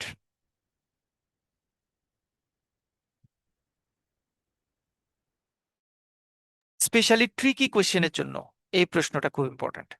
ট্রিকি কোয়েশ্চেনের জন্য, যদি একটু ট্রিকি কোয়েশ্চেন হয়, কারণ এটা কিন্তু এটা কিন্তু একটা contradictory issue. Forward contract dealing এর ক্ষেত্রে হেজিংটাকে আমি একসেপ্ট করব না, বাট অন্য কনসিডারেশনের ক্ষেত্রে হেজিংটাকে একসেপ্ট করব। ঠিক কোন কনসিডারেশন? এক নাম্বার হচ্ছে যদি ওই এখন বা ফিউচারের ট্রানজেকশনের মধ্যে যদি কোনো ধরনের এক্সট্রা বেনিফিট অথবা কোনো ধরনের গিভ এন্ড টেক, কোনো ধরনের বেনিফিটস রিলেটেড ইস্যুস যদি না হয়, তাহলে provided these two loans are not contractually connected to each other, এটা হইতে হয়, এটা হতে পারবে না। একটা কন্ট্রাক্ট আরেকটা কন্ট্রাক্টের সাথে ক্লোজলি রিলেটেড হতে পারবে না। আমরা এই পয়েন্টটাকে একটু এক্সাম্পল দিয়ে পড়বো, তাহলে আপনাদের জন্য ইজি হবে, একদম ইজি হবে। এই পয়েন্টটা পরীক্ষায় আসে, এই পয়েন্টটা পরীক্ষায় আসে। এই পয়েন্টটাকে যদি আমরা ব্যাখ্যা করি, ধরেন আমরা এক্সট্রা এক্সাম্পল দিচ্ছি, কোম্পানি এ, বাংলাদেশের এক company, lends BDT 1,20,00,000 to company B USA for 6 month without interest. বাংলাদেশের একটা কোম্পানি তার মাদার কোম্পানি বি, যে ইউএসএ এক্সিস্ট করছে, তার কাছ থেকে 6 মাসের জন্য একটা ফান্ড নিয়েছে 1,20,00,000 টাকা। আমরা ধরলাম আর কি ইউএসএ থেকে বিডিটি কনভার্ট করলে এটাই হলো, এবং এটাতে কোনো ইন্টারেস্ট নাই। Separately company B leads BDT US dollar to company A for 6 month without interest. B company আবার এ কোম্পানির কাছ থেকে $10,000 সমপরিমাণ টাকা তারা লোন নিয়েছে। তার মানে এখানে দুইটা লোন, এ একটা লোন নিয়েছে বির কাছ থেকে 6 মাসের জন্য, সেখানে হচ্ছে লোনের অ্যামাউন্ট হচ্ছে 1,20,00,000। আবার বি এর কাছ থেকে নিচ্ছে 10,000, যেটার দুইটারই কন্ডিশন হচ্ছে 6 মাসের। After 6 month company A receive back 1,20,00,000, company B receive back 10,000। No interest is charge, এখানে কোনো ইন্টারেস্ট চার্জ নেই, and each loan is separate, একটার সাথে আরেকটা কানেক্টেড করা যাবে না। নট ডিপেন্ডেন্ট অন আদার, একটার সাথে আরেকটা ডিপেন্ডেন্সি থাকতে পারবে না। যদি ডিপেন্ডেন্সি থাকে শরীয় সম্মত না। যদি ডিপেন্ডেন্সি না থাকে, এটার মধ্যে কোনো ইন্টারেস্ট চার্জ না হয়, যদি সেপারেট এগ্রিমেন্ট হয়, তাহলে ডেফিনেটলি ওই হেজিংটা আমার শরিয়া সম্মত হবে। এখানে হতে পারে দুইটা পার্সপেক্টিভ হতে পারে। বিডিটি কোম্পানি এ, যিনি বাংলাদেশের 1,20,00,000 টাকা 6 মাসের জন্য নিয়ে আসছেন, তিনি হয়তো চিন্তা করছেন বাংলাদেশের মার্কেটে 1,20,00,000 টাকা তার বিজনেসের ভলিউমের জন্য ভালো হবে। সো সে বিজনেসকে সেভ করার জন্য 1,20,00,000 টাকা হেজ করেছে। On the other hand company B $10,000 company A থেকে নিয়েছে তার হেজিং ফ্যাসিলিটিসটা কভার করার জন্য। দুইটা সেপারেট কন্ট্রাক্ট, দুইটাতে কোনো ইন্টারেস্ট নাই। সো এই টাইপের হেজিংকে আমরা শরিয়া সম্মতভাবে একসেপ্ট করতে পারবো। Next, 242, where the exposure is in respect boss of N. Sorry, একটু ইন্টারাপ্ট করি। জি, এই এক্সাম্পলটায় হেজিংটা কোন জায়গায় একটু যদি বোঝাতেন প্লিজ। আচ্ছা, এই থ্যাংক ইউ। এক্সাম্পল যেটা দিলেন, এখানে হেজিং ইস্যুটা কোথায়? আচ্ছা, ধরেন এমন হতে পারে, এমন হতে পারে যে বাংলাদেশে এই যে কোম্পানিটা আছে যারা বিজনেস করছে, হ্যাঁ, বাংলাদেশে যারা বিজনেস করছে, ধরেন তাদের ফরেন কিছু ফান্ড আছে। ধরেন আমি কোম্পানি এ হিসেবে ধরেন আমি ধরে নিলাম যে বোম্বে সুইটস। বোম্বে সুইটস কি করে? বোম্বে সুইটস সিম্পল ওয়েতে চিন্তা করি, চানাচুর বিক্রি করে, চানাচুর বানায়। সো তারা চানাচুর বাহিরে এক্সপোর্ট করে সেখান থেকে কিছু ডলার তাদের কাছে জমা আছে, তাদের অ্যাকাউন্টে আছে। সো কোম্পানি এ চিন্তা করছে তাদের কিছু র ম্যাটেরিয়ালস লাগবে, যে র ম্যাটেরিয়ালস গুলি কেনার জন্য যদি তারা এখন টাকা পেতো, এখন এটা লোকাল মার্কেট থেকে কিনবে, এখন যদি তারা কিছু টাকা পেতো, তাহলে র ম্যাটেরিয়ালসটা তারা এখন কিনে নিতে পারতো, কিনে নিতে পারতো। কারণ কি? কারণ হচ্ছে এই র ম্যাটেরিয়ালসটা হয়তো ধরেন বাজেটে সরকারি কর্মকর্তাদের বেতন বেড়ে গেলে র ম্যাটেরিয়ালসটার দাম বেড়ে যাবে, অথবা র ম্যাটেরিয়ালসটা তেলের সাথে সম্পর্ক, সেটার দাম বেড়ে যাবে। মানে আমি এক্সপেক্ট করছি, সাসপেক্ট করছি, আমি প্রেডিক্ট করছি ইন ফিউচারে এই প্রোডাক্টটার উইদিন 3 মান্থস দামটা বেড়ে যাবে। সো দামটা বেড়ে যাওয়াটাকে কমানোর জন্য আমি এখনই সেই প্রোডাক্টটা কিনে রাখতে চাচ্ছি। This is my hedging tendency. এখন কিনে রাখার জন্য আমি কি করব? আমার তো টাকা লাগবে, আমার এখন টাকা লাগবে।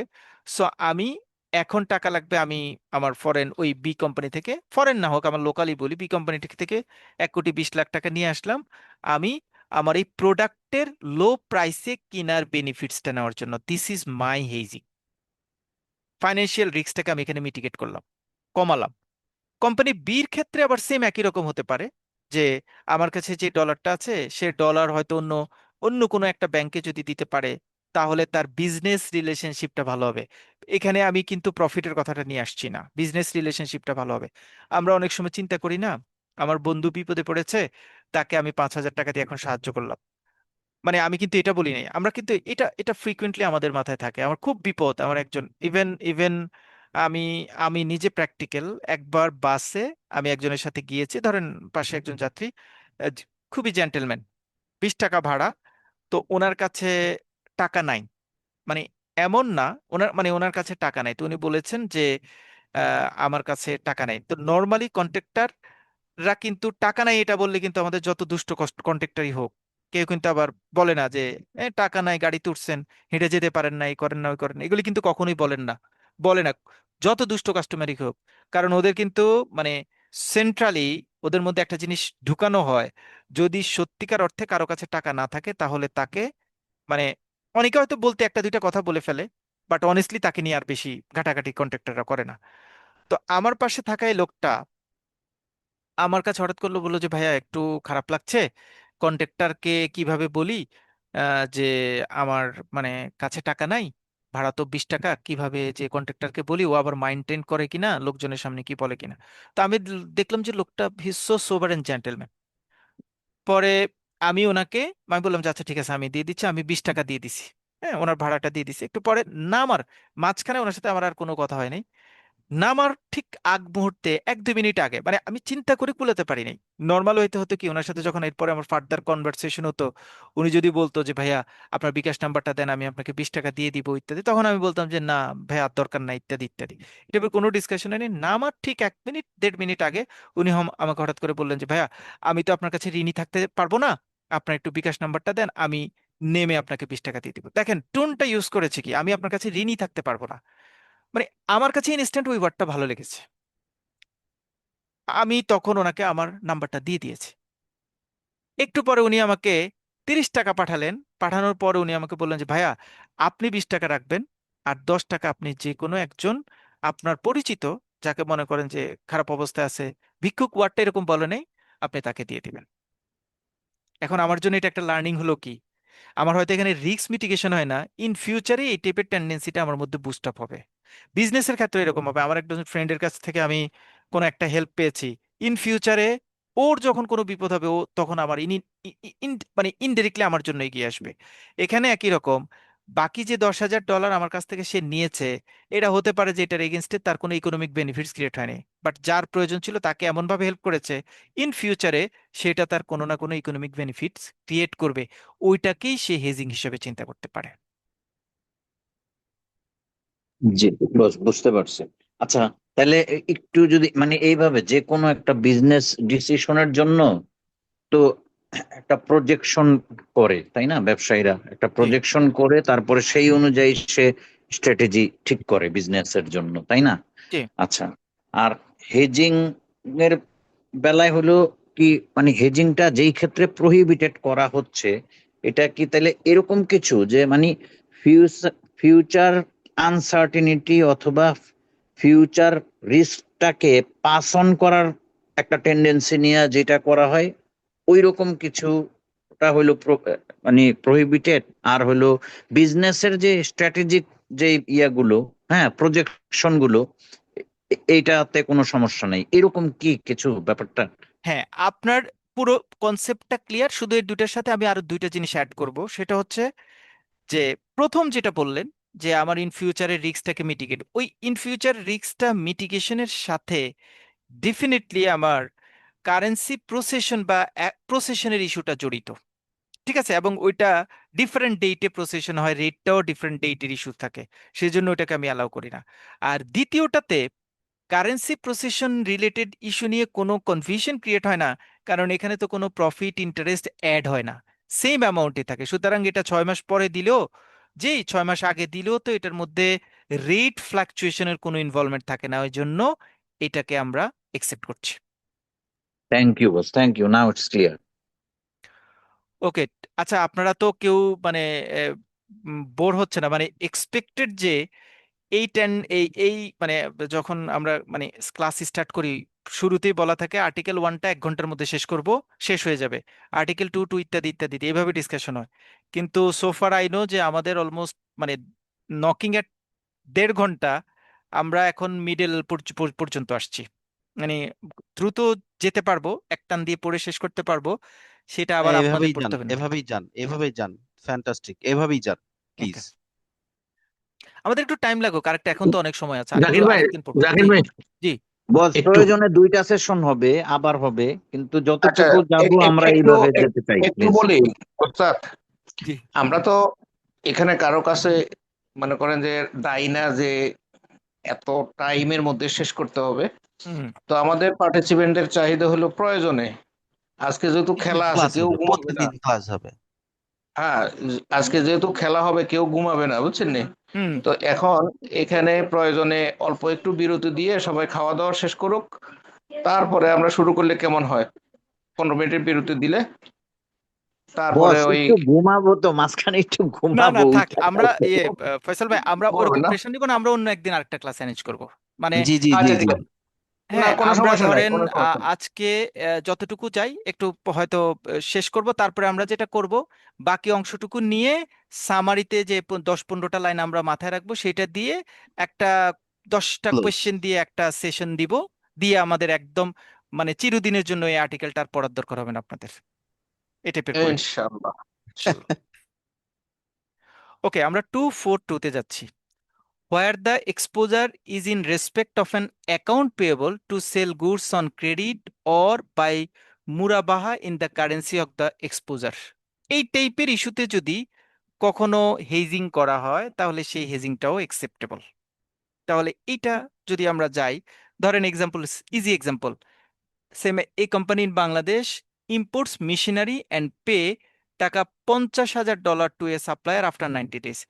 বাংলাদেশের একটা কোম্পানি বিদেশের একজন কোম্পানির কাছ থেকে $50,000 একটা মেশিনারি নিয়ে আসছে এবং ওই সাপ্লায়ারের সাথে কন্ট্যাক্ট হচ্ছে যে তোমাকে আমি 90 days পরে পেমেন্ট দিব, 90 days পরে তোমাকে আমি $50,000 দিব। Instead of entering into a forward currency contract, the company, মানে এখানে কন্ট্রাক্টটা ফরওয়ার্ড কারেন্সি কন্ট্রাক্ট করে নাই, the company sells goods to its customer on মুরাবাহা with payment due after 90 days। এবার বাংলাদেশের ওই কাস্টমারটা মেশিনারিটা কিনলো, কেনার পরে ওই মেশিনারিটা সে একজন কাস্টমারের কাছে মুরাবাহা প্রসেসে সেল করলো, মুরাবাহা প্রসেসে সেল করলো, সেল করে ওই কাস্টমারকে বলল যে তুমি এই মেশিনটা কিনছো, তুমি আমাকে 90 days পরে পেমেন্ট দিয়ে দিবা, এবং 90 days পরে তুমি আমাকে পেমেন্ট দিয়ে দিবা। 90 days পরে যখন ওই কাস্টমার, থার্ড নাম্বার কাস্টমার $50,000 দিবে, ওই $50,000 তখন এই কোম্পানি সাপ্লায়ারকে দিয়ে দিবে।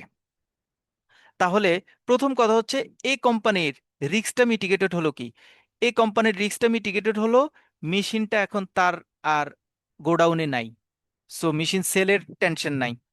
সাপ্লায়ারকে টাকা দিতে হবে 90 দিন পরে, মেশিনটা আমি একজনের কাছে সেল করেছি, তিনি তো 90 দিন পরে টাকা দিবে, সো ওই 90 দিন পরে ওই ডলারটা আমি এই ব্যক্তিকে দিয়ে দিব। সুতরাং আমার ইন ফিউচারের অ্যাকাউন্ট পেয়েবল হিসেবে যে লাইবিলিটিটা মাথায় চেপে আছে সেটা রিলিফ হয়ে গেল। মানে আমার এটা হচ্ছে আমার কন্ট্রাকচুয়ালি এই জায়গাটার হেজিং। সো এই টাইপের হেজিং যদি কেউ করে তাহলে ওই হেজিংটাও শরিয়া সম্মতভাবে acceptable. 2.5, it is permissible for the institution and the customer to agree at the time of settlement the installment of a credit transaction such as murabaha that the payment shall be made in another currency applying the spot exchange rate on the day of payment। ধরেন আমি মুরাবাহা কন্ট্রাক্টে একটা কন্ট্রাক্টে আমি included হলাম এবং আমি ওই কন্ট্রাক্টে আমি বললাম যে ধরেন আমার কোনো একটা ইনস্টলমেন্ট আসলো, সেই ইনস্টলমেন্ট ডেতে আমি কিভাবে পেমেন্টটা করব, ইনস্টলমেন্ট ডেট যেদিন আসবে সেই দিনের স্পট রেটে যদি আমি ট্রানজেকশনটা করি তাহলে সেটা অ্যাপ্লিকেবল। যদি আমি সেই দিনের স্পট রেটে ট্রানজেকশনটা না করি, স্পট রেট মানে হচ্ছে যেই দিন আমি ট্রানজেকশন করব সেই দিনের রেটটাকে কনসিডার করা। যদি আমি স্পট রেট কনসিডার না করি তাহলে সেটা শরীয়সম্মত হবে না। যেমন আমি একটা সিচুয়েশন অ্যানালাইসিস করছি, ইসলামী ব্যাংক সেলস এ মেশিন টু আহমেদ, একজন ব্যক্তির নাম বললাম, থ্রো মুরাবাহা কন্ট্রাক্ট, একটা মুরাবাহা কন্ট্রাক্টের মাধ্যমে ইসলামী ব্যাংক একটা মেশিন সেল করলো। দ্য মুরাবাহা price is USD 10,000, payable in 10 monthly installment. Ahmed সাহেবের কাছে যে মেশিনটা সেল করেছেন, আপনারা ডেফিনেটলি মুরাবাহা জানেন, যেই মেশিনটা সেল করেছে সেই মেশিনটা 10টা ইনস্টলমেন্টে দিবে, তার মানে প্রত্যেকটা ইনস্টলমেন্ট হচ্ছে $1,000 করে। when the first installment became due, যখন ফার্স্ট ইনস্টলমেন্টে আসছে, Ahmed asks can I pay in Bangla taka instead of USD। Ahmed সাহেব ইসলামী ব্যাংকে বললো যে আমার কাছে তো ডলার নাই, এখন আমি এটা কি বাংলা টাকায় তোমাকে পে করতে পারি? দ্য ব্যাংক অ্যাগ্রিজ, ব্যাংকই বললো যে আচ্ছা ঠিক আছে, কোনো সমস্যা নাই। On the payment date, this is important, যেদিন পেমেন্ট করছে ওই $1,000 ফার্স্ট ইনস্টলমেন্ট, যেই দিন পেমেন্ট করছে সেই দিন স্পট রেটটা, কারেন্সি এক্সচেঞ্জ রেটটা যেটা, সেই রেটে যদি আপনি বাংলা টাকা তার কাছ থেকে নিয়ে ডলারটাকে অ্যাডজাস্ট করেন তাহলে ইট ইজ অ্যাপ্লিকেবল, এটা অ্যাকসেপ্টেড। বাট আপনি যদি বলেন ঠিক আছে আপনি বাংলা টাকা দিয়ে করতে পারবেন, বাট আপনি তো আমার সাথে কন্টাক্ট হয়েছে আরো 1 মাস আগে, 1 মাস পরে রেটটা এখন কমে গেছে, আপনি 1 মাস আগে রেট দিয়ে বাংলা টাকা আমাকে দিতে হবে, তাহলেই আমি আপনার এই ডেটটাকে ক্লোজ করব, তাহলে সেটা কিন্তু অ্যাকসেপ্টেড হবে না। So Ahmed page the BDT equivalent based on that days spot rate, এবং এরকম ফিউচার ইনস্টলমেন্টগুলি যদি যেদিন ডিউ হবে সেই দিনের স্পট রেটে যদি আপনি কারেন্সি এক্সচেঞ্জ করেন তাহলে এটা শরিয়া সম্মত। আর যদি ওই দিন ওই স্পট রেটটা কনসিডার না করে অন্য কোনো রেটে আপনি কনভার্ট করতে চান তাহলে সেটা অ্যাকসেপ্টেবল না। আমরা 2.5 পর্যন্তই রাখবো ফয়সাল ভাই। আহ, তবে একটা কাজ করতে পারি, সেটা হচ্ছে যে আমি স্লাইডটা আপনাদের সাথে শেয়ার করে দিব, তাহলে নেক্সট দিন আমাদের একটু সময় কম লাগবে স্লাইডটা শেষ। এক্সকিউজ মি, 2.5টা কি আবার একটু কি রিভিউ করবেন? 2.5, আচ্ছা জি, 2.5 এটা এবার একটু আমরা পড়ে আমাকে আসি। review করুন। এক্সাম্পলটা মোটামুটি মাথায় নিতে পেরেছেন? জি একটু আবার এক্সাম্পল সহ একটু বলেন প্লিজ। এক্সাম্পলটা কি আবার রিপিট করতে হবে?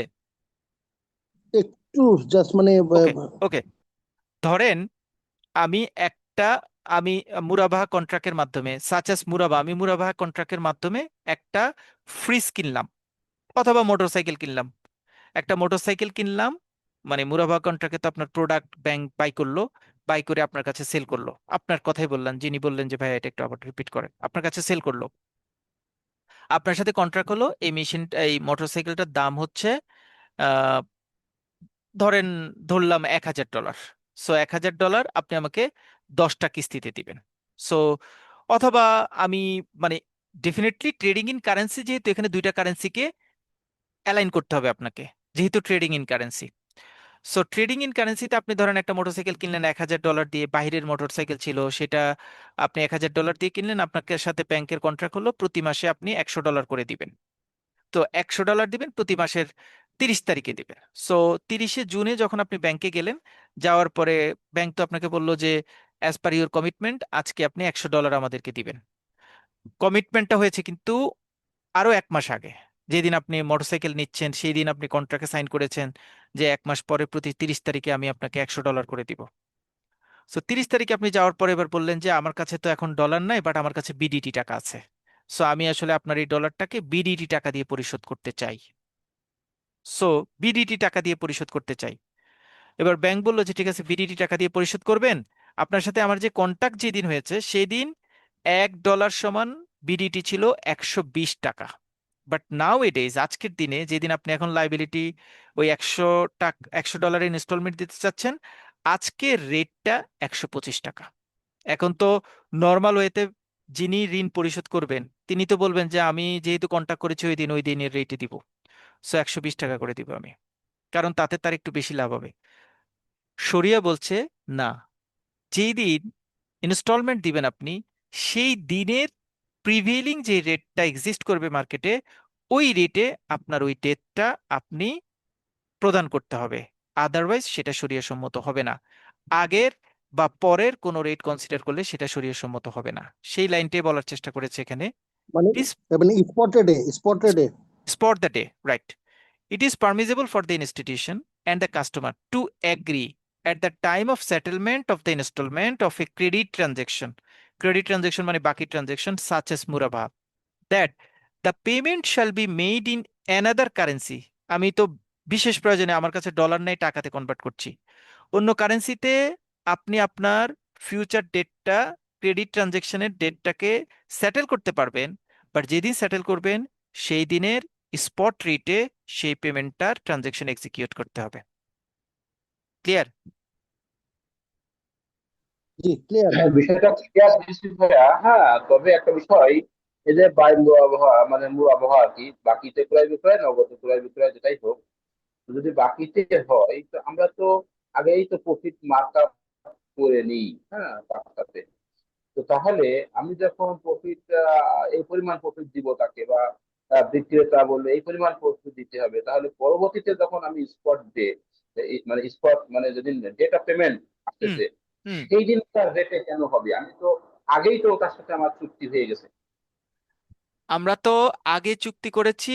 দেখেন, আমরা প্রথম কথা হচ্ছে আমাদের কিন্তু চুক্তিটা হয়েছে $1,000 চুক্তি হয়েছে। এখন আজকে যদি সে আমাকে ডলার দিয়ে দিত তাহলে কিন্তু আমি আসলে কারেন্সি ট্রেডিং এর কন্ট্রাক্টের মধ্যে আসতাম না। যেমন আমার যদি $1,000 বাইসাইকেল, আমি তো তাকে যেহেতু মুরাবাহা বাকিতে বিক্রি করেছি, আমি $1,000 বাইসাইকেলে আরো $100 লাভ করেছি, এটাও আমি তাকে ডিসক্লোজ করেছি, সবকিছু ঠিক আছে, আমার প্রফিট হচ্ছে, সবকিছু ঠিক আছে। বাট ফ্যাক্ট হচ্ছে যে আমি যদি প্রথম ইনস্টলমেন্টের যে $100 দেওয়ার কথা যেদিন, সেদিন যদি আমি সেম কারেন্সি দিয়ে দিই, তাহলে তো আমার আসলে ট্রেডিং ইন কারেন্সি হচ্ছে না, মানে ট্রেডিং ইন কারেন্সি হচ্ছে না। আমার এটা ডেট আছে, সেই ডেটটা আমি দিয়ে দিচ্ছি। আমার এখানে পয়েন্টটা হচ্ছে সেই ডেটটা যদি আমি অন্য কারেন্সিতে পরিশোধ করতে চাই, তখন আমার টেন্ডেন্সিটা কি হবে? তখন আমার টেন্ডেন্সি হবে যে সেই দিন যেই রেটটা মার্কেটে প্রিভেল করবে আমি সেই রেটে সেইটাকে সেটেল করব। যদি আমি প্রিভিয়াস রেটে সেটাকে সেটেল করি, দেখেন আপনাকে সে ঋণ দিয়েছে, হ্যাঁ, এখানে একটা পক্ষ, আগের পক্ষ ক্ষতিগ্রস্ত বা পরের পক্ষ লাভবান হওয়ার একটা টেন্ডেন্সি ক্রিয়েট হয়।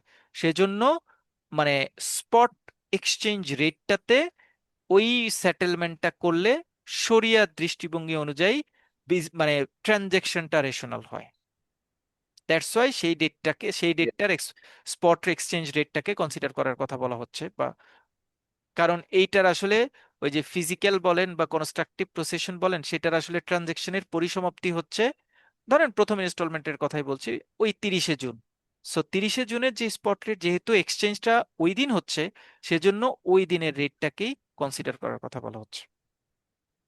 যদি এটা আমি ডলার দিতাম এক্সচেঞ্জের তাহলে কিন্তু এক্সচেঞ্জের কোনো ক্ষতি, কথা আসতো না, তখন তো আমি ডলার দিয়ে দিতাম, সুতরাং লাভ ক্ষতির কথা আসতো না।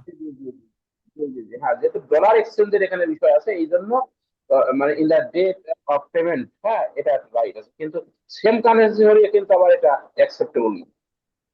হ্যাঁ, ওইটা অ্যাকসেপ্টেবল, ওইটা অ্যাকসেপ্টেবল। আমার যদি সেম কারেন্সি হলে ওটা কোনো ইস্যু না। আমার তো এটা মানে এক্সচেঞ্জ জি জি, অ্যানাদার কারেন্সির কারণে আমাকে স্পট আমাদের রেট কারণ, জি জি জি জি।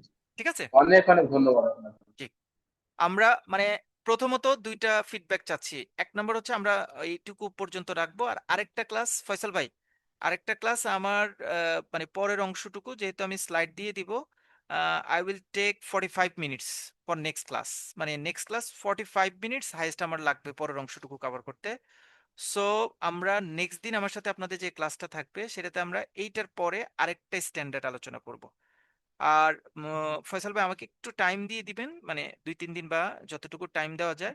তাহলে আমি যেটা করব, যে স্ট্যান্ডার্ডটা আমাকে নমিনেটেড করবেন, সেই স্ট্যান্ডার্ডটা আমি এরকম এক্সাম্পল দিয়ে আপনাদেরকে আগে প্রোভাইড করে দিব। তাহলে আপনারা একটু গো থ্রু করলে আপনাদের মানে আপনারা রেসপন্সটা দ্রুত করলে আমার জন্য একটু দ্রুত আগানো, মানে আমি একটু দ্রুত আগাতে পারবো।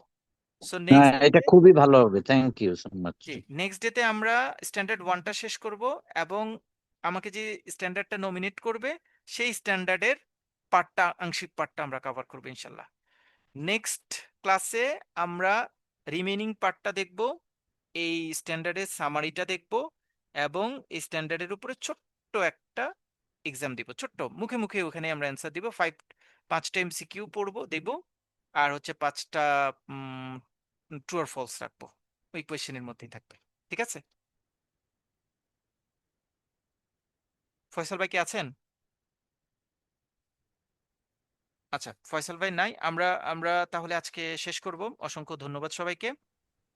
আমরা ইনশাল্লাহ নেক্সট যে কোনো সময় আপনাদের সাথে আবার আবার কথা হবে, ডিসকাস হবে। সবাই ভালো থাকবেন, সবাই সবার জন্য দোয়া করবেন। জাজাকাল্লাহ boss, we enjoyed a lot, Yes, আলহামদুলিল্লাহ। yes, আর yes. আপনাকে We বারবার enjoyed a পেতে lot. চাই বস, বারবার পেতে চাই। ইনশাল্লাহ, আল্লাহ আপনার ইনশাল্লাহ। হায়াতে তো এবার নসিব করুক। থ্যাংক ইনশাআল্লাহ, ইউ। জি, Fantastic, জি, জি। fantastic class হয়েছে, আলহামদুলিল্লাহ, আলহামদুলিল্লাহ, হ্যাঁ, সুন্দর জাজাকাল্লাহ। সুন্দর কাজ হয়েছে। জি, থ্যাংক ইউ, জি, থ্যাংক ইউ সো মাচ। জি, স্যার। আসসালামু Thank you, আলাইকুম। thank সুন্দর you. ব্যাখ্যা হচ্ছে। জি, জি, সালাম আমি আলাইকুম। রেকর্ডটা গ্রুপে দিয়ে দিব, আপনারা আবার রিপিট শুনতে পারবেন ইনশাল্লাহ। জি, জি, thank you so much.